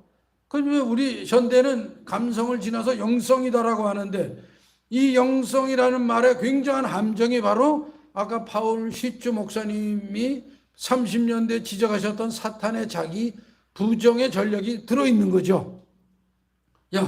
복음적인 영성이 아니라 그냥 흥분하는 영성, 자기 힐링하는 자기 목적적인 영성, 그리로 가면 얼마나 좋겠어라고 하는 바로 사탄의 자기 부정의 전략 중에 하나가 아닌가. 그래서 우리는 열정과 영성 중요합니다만 그게 열광주의로 가서는 안 된다는 거예요. 열광주의. 그거 니체가 한 얘기입니다. 니체가. 근데 니체는 열광주의를 굉장히 또 좋아했어요. 그러니까 나치가 니체 열광주의를 또 활용을 한 거예요, 사실은. 그러니까 이게 나치주의는 완전히 뒤죽박죽이에요. 좋은 거는 다 갖다가 자기 식대로 짬뽕한테 미안합니다만 짬뽕을 만들어 버린 거예요. 그 정도 질문에 그 정도 하겠습니다. 예, 감사합니다. 그리고 뭐 다른 질문 있으신가요? 네, 하나님만. 예. 동시에 질문을 아까 우리 안에 히틀러가 예. 있는 것에 대해서 예, 예. 주셨는데 우리 안에 있는 어떤 파시즘적 요소가 대한민국 예. 우리가 살고 있는 이 현재 시점에서 파시즘적 요소가 어떤 것이 있겠는가 하는 부분을 네. 짧게 말씀해 주시고 네. 제가 오늘 파월 슈나이더 목사님에 대해서 처음 들어봤어요. 아, 예, 예. 그분에 대해서 조금만 더 설명해 주시면 감사하겠습니다. 예, 질문이 두 가지인데 우리 안에 패시즘에 대한 질문 주셨고요. 또 한 가지가 현재 한국 상황. 파월 슈나이더 네, 제가 잘은 파울 슈나이더. 예, 예. 아 예. 예. 그 우리 안에 히틀러라고 하는 것은 뭐냐면 조금 자성하는 입장에서 그 쓴 책입니다. 그러니까 히틀러 당연히 잘못되고 나치주의 당연히 잘못했는데 결국엔 우리가 동조했다 이거죠. 그러면 동조한 우리는 뭐냐? 우리 안에도 예를 들자면 권력 욕망, 지배 욕망, 그 다음에 우리도 뭔가 이렇게 제국이라고 하는 그거를 이용해 보자. 그렇게 하면서 우리도 좀 드러내 보자라고 하는 그 속성이 우리 이 독일 속에 들어 있었다. 그래서 이게 하나로 뭉쳐가지고 잘못 증폭된 현상이 바로 지금 나치주의다. 그러므로 우리에게 있는 이 이성 이걸 통해서 자성하고 사실은 그 성찰이라고 리플렉션이라고 이번 하는 얘기가 그래요. 인간이 인간 때문에 한 요소가 뭐냐면 성찰하는 거다. 동물은 성찰을 못 하잖아요. 내가 길을 갔는데 이거 길 잘못 가서 이렇게 가는 게 아니라 본능적으로 갔다가 돌아갔다가 뭐 가거나 이렇게 되는데 인간에게 인간이 되게 하는 것은 성찰의 기능이다. 그래서 우리는 나치주의가 오케이 잘못됐다 우리 반성하지만 그러나 또다시 반복되지 않기 위해서는 우리 안에 있는 그 히틀러로 상징되고 비유되는 이 소위 악의 요소 이거를 물론 이제 기독교적으로 죄다 이렇게 얘기는 안 해요 이분은. 그러나 어떤 악의 요소는 성찰함으로써 제거하고 거부해야 된다. 이러한 논지로 쓴 내용이고요. 파울 슈나이더 목사님은 그 독일 중부에 있는 다시켄트인가 하는 지역의 조그만 도시의 목사님이셨어요. 근데 이제 이게 나치주의자를 계속 그 라디오나 뭐 매체를 통해서 선전하고 나치당이 지역 교회에다가 간섭을 하고 이런 게 나치주의다 이거 설교에다 집어넣으라 막 이러니까 그 다음에 심지어는 어떻게 했냐면 자기 교회에 소속되어 있는 주일학교 학생들을 나치당을 만들어 버리는 거예요. 그래서 심지어는 학교의 교장이 자기 잘 보이려고 나치당의 학생 명부를 가지고 가가지고 우리 학교는 나치 당원이 되겠습니다 이렇게 한 거예요. 그러니까 학생도 몰라요 자기가 나치 당원이 된 줄은. 그 교장이 또는 담임 선생이 가서 우리 학급 명단이 나치 당원 하겠습니다. 그럼 자기는 나치 당한테 공훈을 받고 애들은 전혀 모르게 나치 당원이 되어버리는 현상이 생긴 거예요. 그러니까 이제 파울 슈나이더 목사님이 이거를 깨닫게 된 거죠. 이거 웃기는 일을 하고 이건 될 수 없는 일이다. 그래서 교회 설교에 여러분 지금 상황이 이렇습니다. 이거 절대 안 됩니다. 나치당이 올바른 독일이 아니라 잘못된 독일을 만들어가고 있습니다를 설교를 하셨어요. 그러니까 이제 나치당원이 뒤에서 설교를 다 메모해가지고 나치당원에 파울 슈나이더 목사님 이런 설교했습니다. 경고, 2차 경고 그런 설교하지 마시라니. 그랬는데 이제 설교를 계속하니까 그 지역 경찰이 체포를 했어요. 그래서 몇 달 구금을 당하다가 나오셨는데 또 설교를 하신 거예요. 또 설교를 하셨어요. 그래가지고 잡혀가신 데가 부헨발트라고 하는 독일 중부 지역에 무지무지하게 큰 아마 독일 그 다하우의 수용소가 있고요. 그 부헨발트라고 있고 베를린의 수용소가 큰 게 또 있고요. 삭센하우세. 그 다음에 중부 체코 국경에 플로센뷰르크라고 그 보네포 목사님이 순교하신 데입니다. 그 플로센뷰르크라고 있는데 그 부헨발트 거기에서 독방에 갇혀 계시다가 어느 날 돌아가셨어요. 근데 알고 보니까 약물 중독. 우리나라 윤동주 시인님께서 돌아가셨잖아요. 그 일본 애들이 약물 중독으로 돌아가셨다고 그래요. 사실은. 예. 심한 그 약물을 투여를 해가지고 그것처럼 바울 슈나이더 목사님이 결국엔 돌아가셨어요. 1938년도에. 그러니까 보네포 목사님은 1944년도에 순교하셨다면 1938년도에 최초로 순교하신 분이 바울 슈나이더 목사님.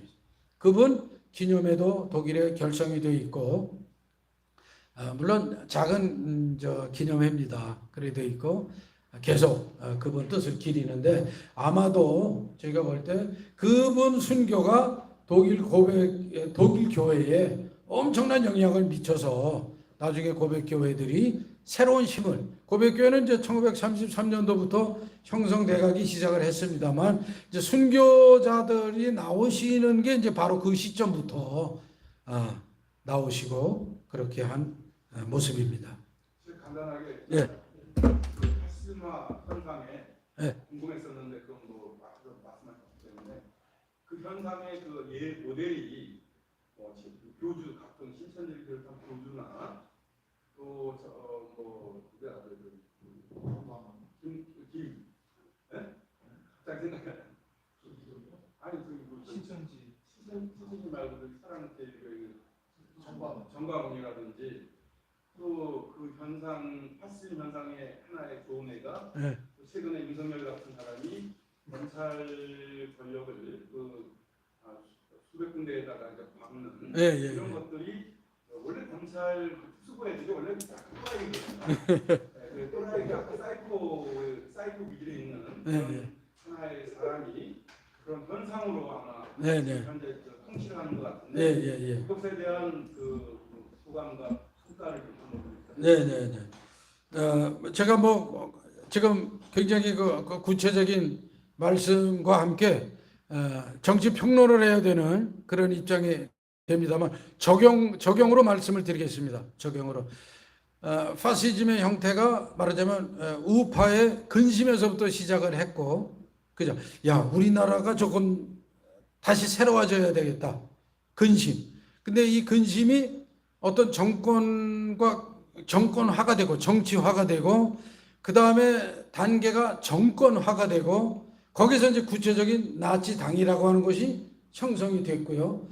그 다음에 그 나치 당을 통해 가지고 조직화가 시작이 됐어요. 그래서 그 조직을 아주 말하자면 자본주의적으로 극대화하는 것이 파시즘의 한 방법이에요. 그러니까 파시즘의 길은 그 순서가 있어요. 그래서 결국에는 그게 이제 나치주의가 되고 그게 전쟁으로 몰고 가잖아요. 그런 것처럼 이제 구체적으로 우리 아까 그 파시즘은 지금 시대에는 가정에서도 파시즘적 요소가 있다. 학교에서도 파시즘적. 사실은 학생 인권 조례가 생기기 시작한 것은 왜 그럴까요? 교사가 너무 모든 정권을 쥐고 있기 때문이에요. 왜 전교조가 생겼을까요? 뭐 지금 전교조 비판도 또 하는 또 시대입니다만, 그럼 전교조가 왜 생겼어요? 그 전에 특히 사학들, 뭐 공립도 마찬가지지만 사학의 어떤 교계의 지도부들이 너무 명령을 하달씩만 했어요. 그 파시즘의 한 유형이죠. 이거 해. 마치 군대처럼. 그래서 교사의 자각과 성찰에 의해서 권익을 보호하고 그렇게 하기 위해서 생긴 그런 거 아니에요. 노조도 마찬가지 아니에요.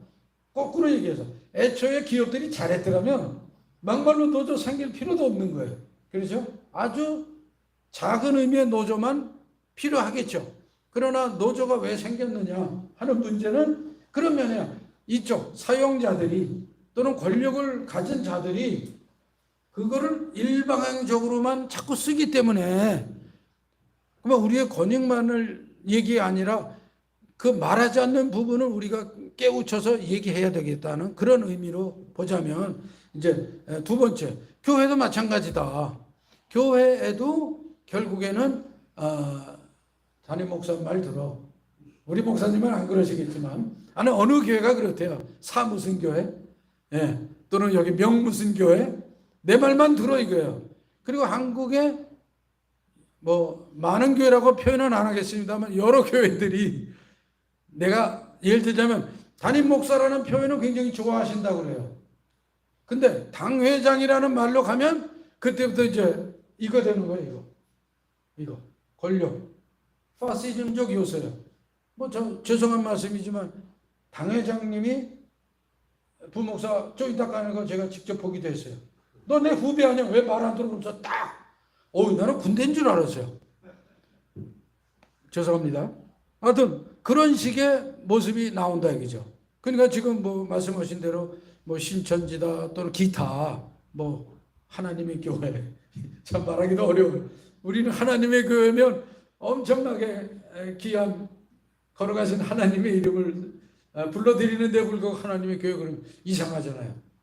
그러니까 그런데 무슨 그 교주가 됐다. 이미 사회적으로 교주의 이름을 받았다라고 하면은 이거죠. 권력화됐다라는 얘기고 정말로 예수님의 종으로 또는 사도로서 교회에 그런 뭐라 그럴까 주어진 좋은 의미의 권력 그거를 객관적으로 잘 사용하고 하나님의 뜻대로 사용한다면 그렇게 변질돼서는 안 되죠.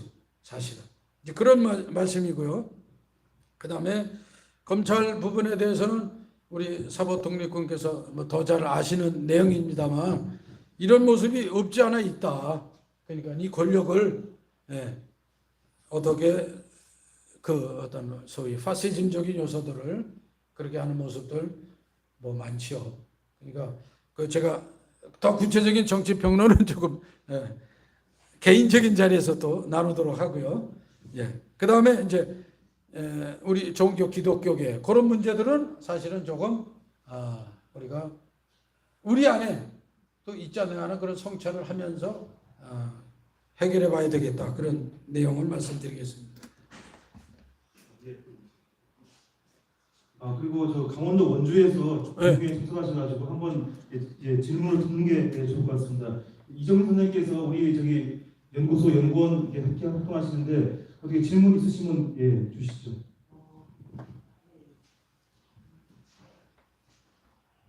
네, 반갑습니다. 주태하 부총장님. 감사합니다. 추계 태시죠 일단. 추계 추시죠. 맞습니다. 추계추 태자를 클태 이렇게 이게 헛감자를 화자는 화평하라 맞습니다. 찍으셨어. 그 파시즘이 이제 제가 알기로는 이게 시대와 지역에 따라서 그때 모습이 계속 이렇게 바뀌어서 나타나는데 이거는 어째 사탄이 그때 다른 모습을 나타내는 거랑 비슷하기도 하고요. 하여튼 그때는 이제 독일 민족주의를 이용했다고 하는데 이번에는 또 대한민국에는 뉴라이트가 계속 자기들의 더 편협한 민족주의를 탈민족주의라고 내세우면서 민족주의 비판과 자기들의 민족주의를 이제 합치시키는 이상한 짓을 하는데 그럼 앞으로 대한민국과 파시즘이 발생한다면 저는 이미 진행되고 있다고 생각합니다만 어떤 형태로 나타날까요? 말하자면 이제 파시즘하고 사탄과 사타니즘 사이에 굉장한 지금이 융합의 시대예요. 융합의 시대. 그러니까 지금 어떤 형태로 더 발전할 것이다라고 하는 걸 제가 예견해서 말씀드리기는 조금 아직은 좀 어렵네요. 다만 그 존재를 이게 사탄적이다라고 생각하지 못하게 하는 면으로 시작은 하게 될 것이다. 시초가. 그러니까 예를 들면 아까 말씀드렸듯이 이 나치즘의 본 생각 하나가 뭐냐면 염려 근심이에요. 우리나라도 좀 이제는 재기해보자. 파우스트적인 순수한 열정일 수 있다. 그러나 이게 계속 뭔가 어떤 그 발전이 정치화되고 정권화되고 권력화되고 조직화되다 보니까 결국에는 이게 되네. 그러면서 그게 된 거예요. 예를 들면 아까 어떤 신천지다 이런 얘기했지만 우리나라 토착에서 시작한 종교 중에 지금 왕성한 그걸 떨치고 있는 그러니까 기독교와 관계없이 그런 종교 종단들이 꽤 있어요. 왜냐하면 독일의 이제 이 신앙이 여러 나치와 관련되는 그 운동 중에 하나가 독일식 신앙을 찾자라고 하는 것처럼 독일식 신앙. 그러다가 결국에는 아주 극단적인 반기독교적인 신앙적으로, 왜냐면 거기는 순전히 뭐 신화적인 영웅 뭐 이런 식으로 갖다가 붙이는 거예요. 어떤 예를 들면 기독교적인 비전, 미래 이런 것도 자기들 식으로 만들어가는 거죠. 토착화된. 그 우리는 우리는 뭐죠? 궁예의 뭔가요? 후천 계획인가? 궁예? 뭐 그런 식이죠. 근데 지금 이제 우리 2020년대 지금은 상당히 통합과 융합이 너무 자유로웠고, 그 다음에 기계와 우리 호모데우스라는 용어도 있잖아요. 인간이 이제 신이 돼버리는 그런 경우까지 막 왔어요. 그러니까 기계를 통해서 모든 것을 통제하고 그 권력을 쟁취하려고 하는 그런 게 엄청나잖아요. 그런 식의 새로운, 예를 들자면 정치적으로는 지금 말씀하신 것처럼 정치적으로는 이제 이걸 보면 알 것 같아요. 그 열매를 가지고 그 본체를 알 수 있듯이 열매를 가지고 과연 이 단체가 우리는 민족주의다, 우리는 또 우리는 중립이다, 우리는 복음주의적이다라고 말은 하지만, 말은 해요. 사탄도 자기가 나중에 적그리스도가 되면 성전 안에서 자기가 그리스도라고 할 정도의 그런 치장술, 화장술, 변장술을 가지고 있으니까 지금은 복음이라고 하는 것 가지고도 충분히 변장을 할 수가 있다. 그러면 어떻게 우리가 말하자면 그거를 분별해내야 될 것인가? 예를 들면 전통적이고 정통적인 교회들도 파시즘적인 요소들을 당회장이 쓸 때가 있잖아요. 그건 그러니까 한국교회 개혁의 한 부분이 바로 이거죠. 교회 개혁이다라고 우리가 말을 많이 하는데, 실제로 평신도들이 개혁해야 될 부분은 성경을 더 많이 공부해야 되는 것이고, 실천을 더 많이 해야 되는 것이고, 더 심각한 부분 중에 하나가 바로 담임 목사님이라고는 표현 안 하겠어요. 당회장이라고 이렇게 권력을 지은 이런 분들은 정말 파시즘화 되기 쉬운 유혹에 있다. 그게 바로 사탄의 자기 부정이에요. 나는 교회를 위해서 다 헌신했어. 나는 솔직히 얘기해서 이런 얘기도 들어봤어요. 당회장 월 사람이 더 내. 왜 더 내느냐? 당회장은 24시간 핸드폰이 안 꺼져 있어. 이렇게 얘기를 한 걸 제가 직접 들었어요. 우리 사모도 24시간 전화 안 꺼져 있어. 니들은 전화 8시면 다 끄고, 그러지 않냐? 나는 밤중에도 목사님 살려주세요. 그럼 나는 다 저게 해. 근데 내 사례비가 이게 뭐야? 대기업 2, 3만도 못해. 막 이래요. 그래서 내가, 아니, 어떻게 그 말을 할 수가 있냐. 그러니까 그 말을 한다라고 하는 건 자기의 노동, 이게 이미 노동화가 된 거예요. 자기가 헌신하는 그게 노동화가 돼서 생각해보니 대기업 이사보다 못해. 대기업 이사 정도는 해야 될 거 아니냐. 그건 뭡니까? 벌써 복음이 아니라 권력이 된 거죠. 당회장이 권력이 돼서 이미 파시즘적인 이거를 말들어 이렇게 되는 거죠. 그러니까 저는 그거는 아니다. 바로 그게 개혁이 되어야 된다는 거 말이에요. 저는. 물론 목사님들이 막말로 찌질이 골아가며 살 수는 없죠. 우리가 그렇게 해서는 안 돼요. 평신도들도 정신 차려야 돼요. 그런 면에서. 그러나 또 당회장에 이런 분들이 그렇게 하는 거는 중세 교황과 다를 바가 없다. 이렇게 표현할 수밖에 없겠습니다. 그러니까 지금 서울의 모모 교회들이 그러잖아요. 죄송합니다. 네, 감사합니다. 아까 박인재 목사님도 질문 있으시거든요. 네, 잠깐만. 아이고, 이제 짧게 하겠습니다. 이제부터.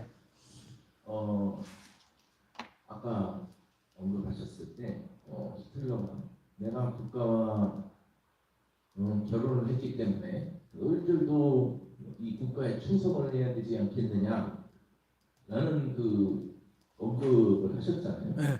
그게 그 우리나라의 그 선거 프레임에서 한번 이 프로그램이 사용된 적이 있었어요.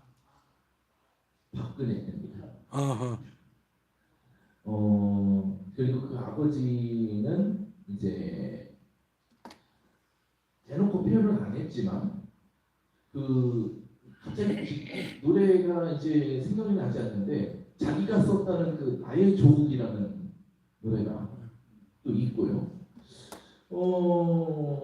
이러한 부분에 있어서 박정희, 박근혜와 이 히틀러의 이러한 그런 뭐라 그래야 되나 그 프로파간다 전략 이 전략을 어떻게 보시는지 의견을 듣고 싶습니다.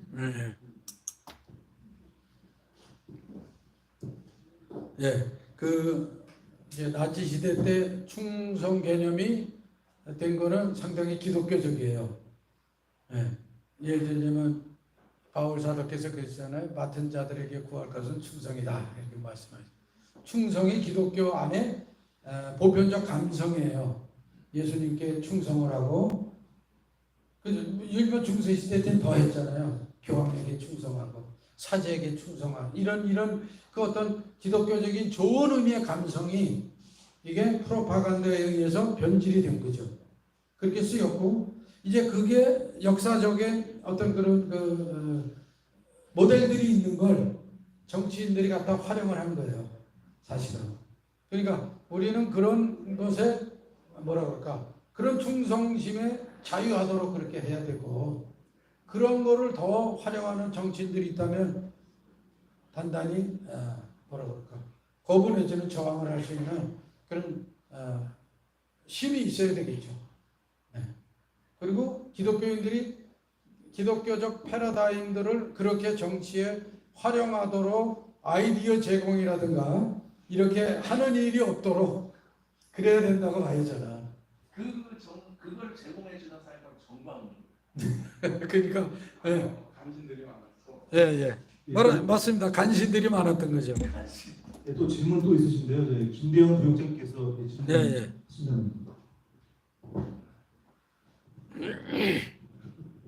마지막 시간 역사하고 좀 짧게 아까 말씀 중에 제가 정확하게 못 들었는데 그 전쟁 지금 분위기가 굉장히 지금 우리나라가 굉장히 위험스러운 상황이라고 좀 보고 있거든요. 지금 그들의 저희가 나중에는 전쟁으로 간다는 식으로 말씀하신 것 같은데 실제 나치가 결국은 세계 대전을 일으켰잖아요. 근데 지금 우리나라 분위기가 지금 그들의 이런 나눔 속에서 또 대통령이나 사람까지 나와서 지금 전쟁을 만들고 있다고 지금 보이거든요. 심지어 영민한산이 미국 핵잠수함 안에 들어가서 사실 굉장히 큰 제가 정확히 알고 있는 군사적으로 그거 해선 안 되는 크기물란이라고 하더라고요. 근데 그런 것까지 활용해갖고 한다는 얘기는 지금 나라 분위기를 그게 근데 나치 시대 때 그렇게 하다가 결국은 자기들이 모란 민주주의 어쩌고 하면서 세계혁명이 이렇게 수많은 사람들이 죽게 됐고 끔찍한 전쟁까지 이어졌는데 이 분위기가 그때랑 지금이랑 매우 비슷하다는 생각이 많이 들어요. 너무나 많이 들어서 그에 대해서 짧게라도 한번 말씀해 주시면 좋겠습니다. 어려운 문제 중에 하나입니다, 사실. 일단 대통령으로 선출이 된 분이기 때문에 거기에 대해서 우리가 표현을 좀 잘해야 되는데, 예를 들자면 전쟁 나치와 히틀러 중심에서 시작했던 건 애초에 전쟁이 준비되어 있었어요. 히틀러 생각에는. 왜냐하면 독일의 이 땅을 다시 회복하려면 예를 들면 동쪽이죠, 동쪽. 체코 이렇게 백러시아까지 우랄 산맥 이쪽까지 해서 해야 된다. 왜냐? 독일이 식량이 부족해. 그래서 앞으로 식량이 많이 필요한데 그쪽 곡창지대 아닙니까? 그래서 가야 된다. 이 동방 정책은 애초에 가지고 있었던 거예요. 그래서 그것을 이제 국가 시스템이 완비가 되니까 군사 전략화하고 군비를 이제 만들고, 여러분들이 잘 아시는 뭐 BMW나 뭐 이런 회사들이 옛날에는 다 군비 생산하던 회사들이었어요, 사실은 옛날에. 네, 지금 우리나라 상황도 나름대로 유사한 상황이 있어요, 사실은. 네, 왜냐하면 그러나 이제 그 반대 극부적인 그런 것도 있다. 그런 거를 말씀을 드려야 되겠고, 다만 그렇게 뭐 어떤 사람이 함대에 핵 전략 잠수함에 들어가고 하는 거는, 그거는 내가 볼 때는 있어서는 안 될 그런 일이다. 오히려 우리 뭐라 그럴까요? 전쟁 위험에 대한 희화화하는 그런 부분이 아닌가, 그렇게 생각이 들어요. 네. 거기를 아무리 그래도 민간인 자격에 그렇게 간다고 하는 것은 그건 아니다, 그런 생각이 드는데, 하여튼 이 극우파가 가지고 있는 그런 우파가 가지고 있는 그런 모습을 우리가 생각을 해봐야 되고, 제가 한 가지 말씀을 드린다면, 우리나라에 지금 진보 보수가 있는데, 우리나라의 위기는 진보 보수의 대립의 문제가 아니고 사이비 진보와 사이비 보수의 이 준동의 문제라고 봐요, 사실은. 그러니까 우리나라가 살 길은 뭐냐면, 건강한 진보와 건강한 보수가 정말 국가와 백성을 위해서, 나라의 미래를 위해서 정당한 대화를 하고 상생의 협력을 해간다면, 진보는 사이비 진보를 일단 정리를 잘해야 돼요. 보수는 보수 안에 보수의 이름으로 하는 사이비 보수의 정권력에 쌓여 있는 사람들을 정리를 해야 돼요. 그래서 건강한 진보와 건강한 보수가 다시 만나서 우리나라를 바르게 이끌어가는 그런 시대, 그런 힘을 발휘하기를 바라는 게 저의 일종의 개인적 결론입니다. 네, 감사합니다. 예, 감사합니다. 2시간 동안 아주 장시간 동안 강의하시고 또 답변도 해주셨는데요. 근데 아까 강의하시기 2시간 반 전에 식사하셨거든요. 식사 메뉴가 뭐냐면은 컵라면식 칼국수하고, 그다음에 또 현미밥, 그다음에 김치, 이 세 가지인데, 물론 참 아주 맛있게 제가 식사를 맛있게 먹었는데요. 근데 그 식사 드시고 이렇게 2시간 동안 열광하시는 거 보고, 저는 그 식사의 현미밥과 국수의 힘도 크고, 또 무엇보다 우리 최하부 총장님의 이 성대의 힘이 되게 크다, 되게 감탄하면서 들었습니다. 그래서 아주 열정적으로 강의해 주신 우리 최하부 총장님께 다시 한번 뜨거운 감사의 박수를 드리겠습니다. 예, 감사합니다. 이 강의, 이 포럼 끝내면서 우리 마지막으로 양진호 소장님이 마지막으로 마무리 말씀 해주시고 우리 오늘 이 포럼을 마치도록 하겠습니다. 양진호 소장님 모시겠습니다.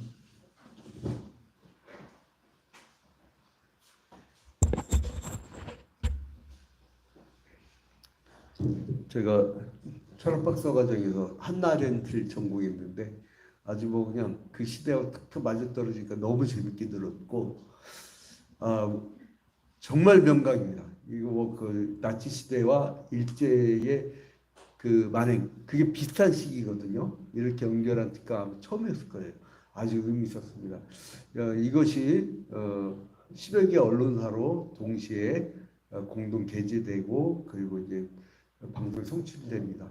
이것이 널리 퍼져서 우리 민족이 올바른 서학을 읽기를 바랍니다. 우리 박병두 박사님 나오셔서 미래목표 포럼 사무총에 나오셔서 기도하고 마치죠. 우리 그래도 기독교 단체인데, 기독교 미디어 평화 포럼인데, 네, 마무리 기도 좀 하셔야죠. 네. 네. 전능하신 하나님 아버지, 오늘도 저희들에게 귀한 날을 주심을 감사합니다. 특별히 아버지 하나님, 우리 추태하 교수님을 통해서 귀한 것들을 듣게 하시고, 이제 우리가 행동으로 잘 옮겨서 하나님 한국 사회와 하나님의 나라를 위하여 귀하게 쓰임받는 우리의 귀한 삶이 될 수 있도록 인도하여 주시옵소서. 모든 관계자들에게 주님께서 복 내려 주실 줄 믿사옵 기도 올리옵나이다. 아멘.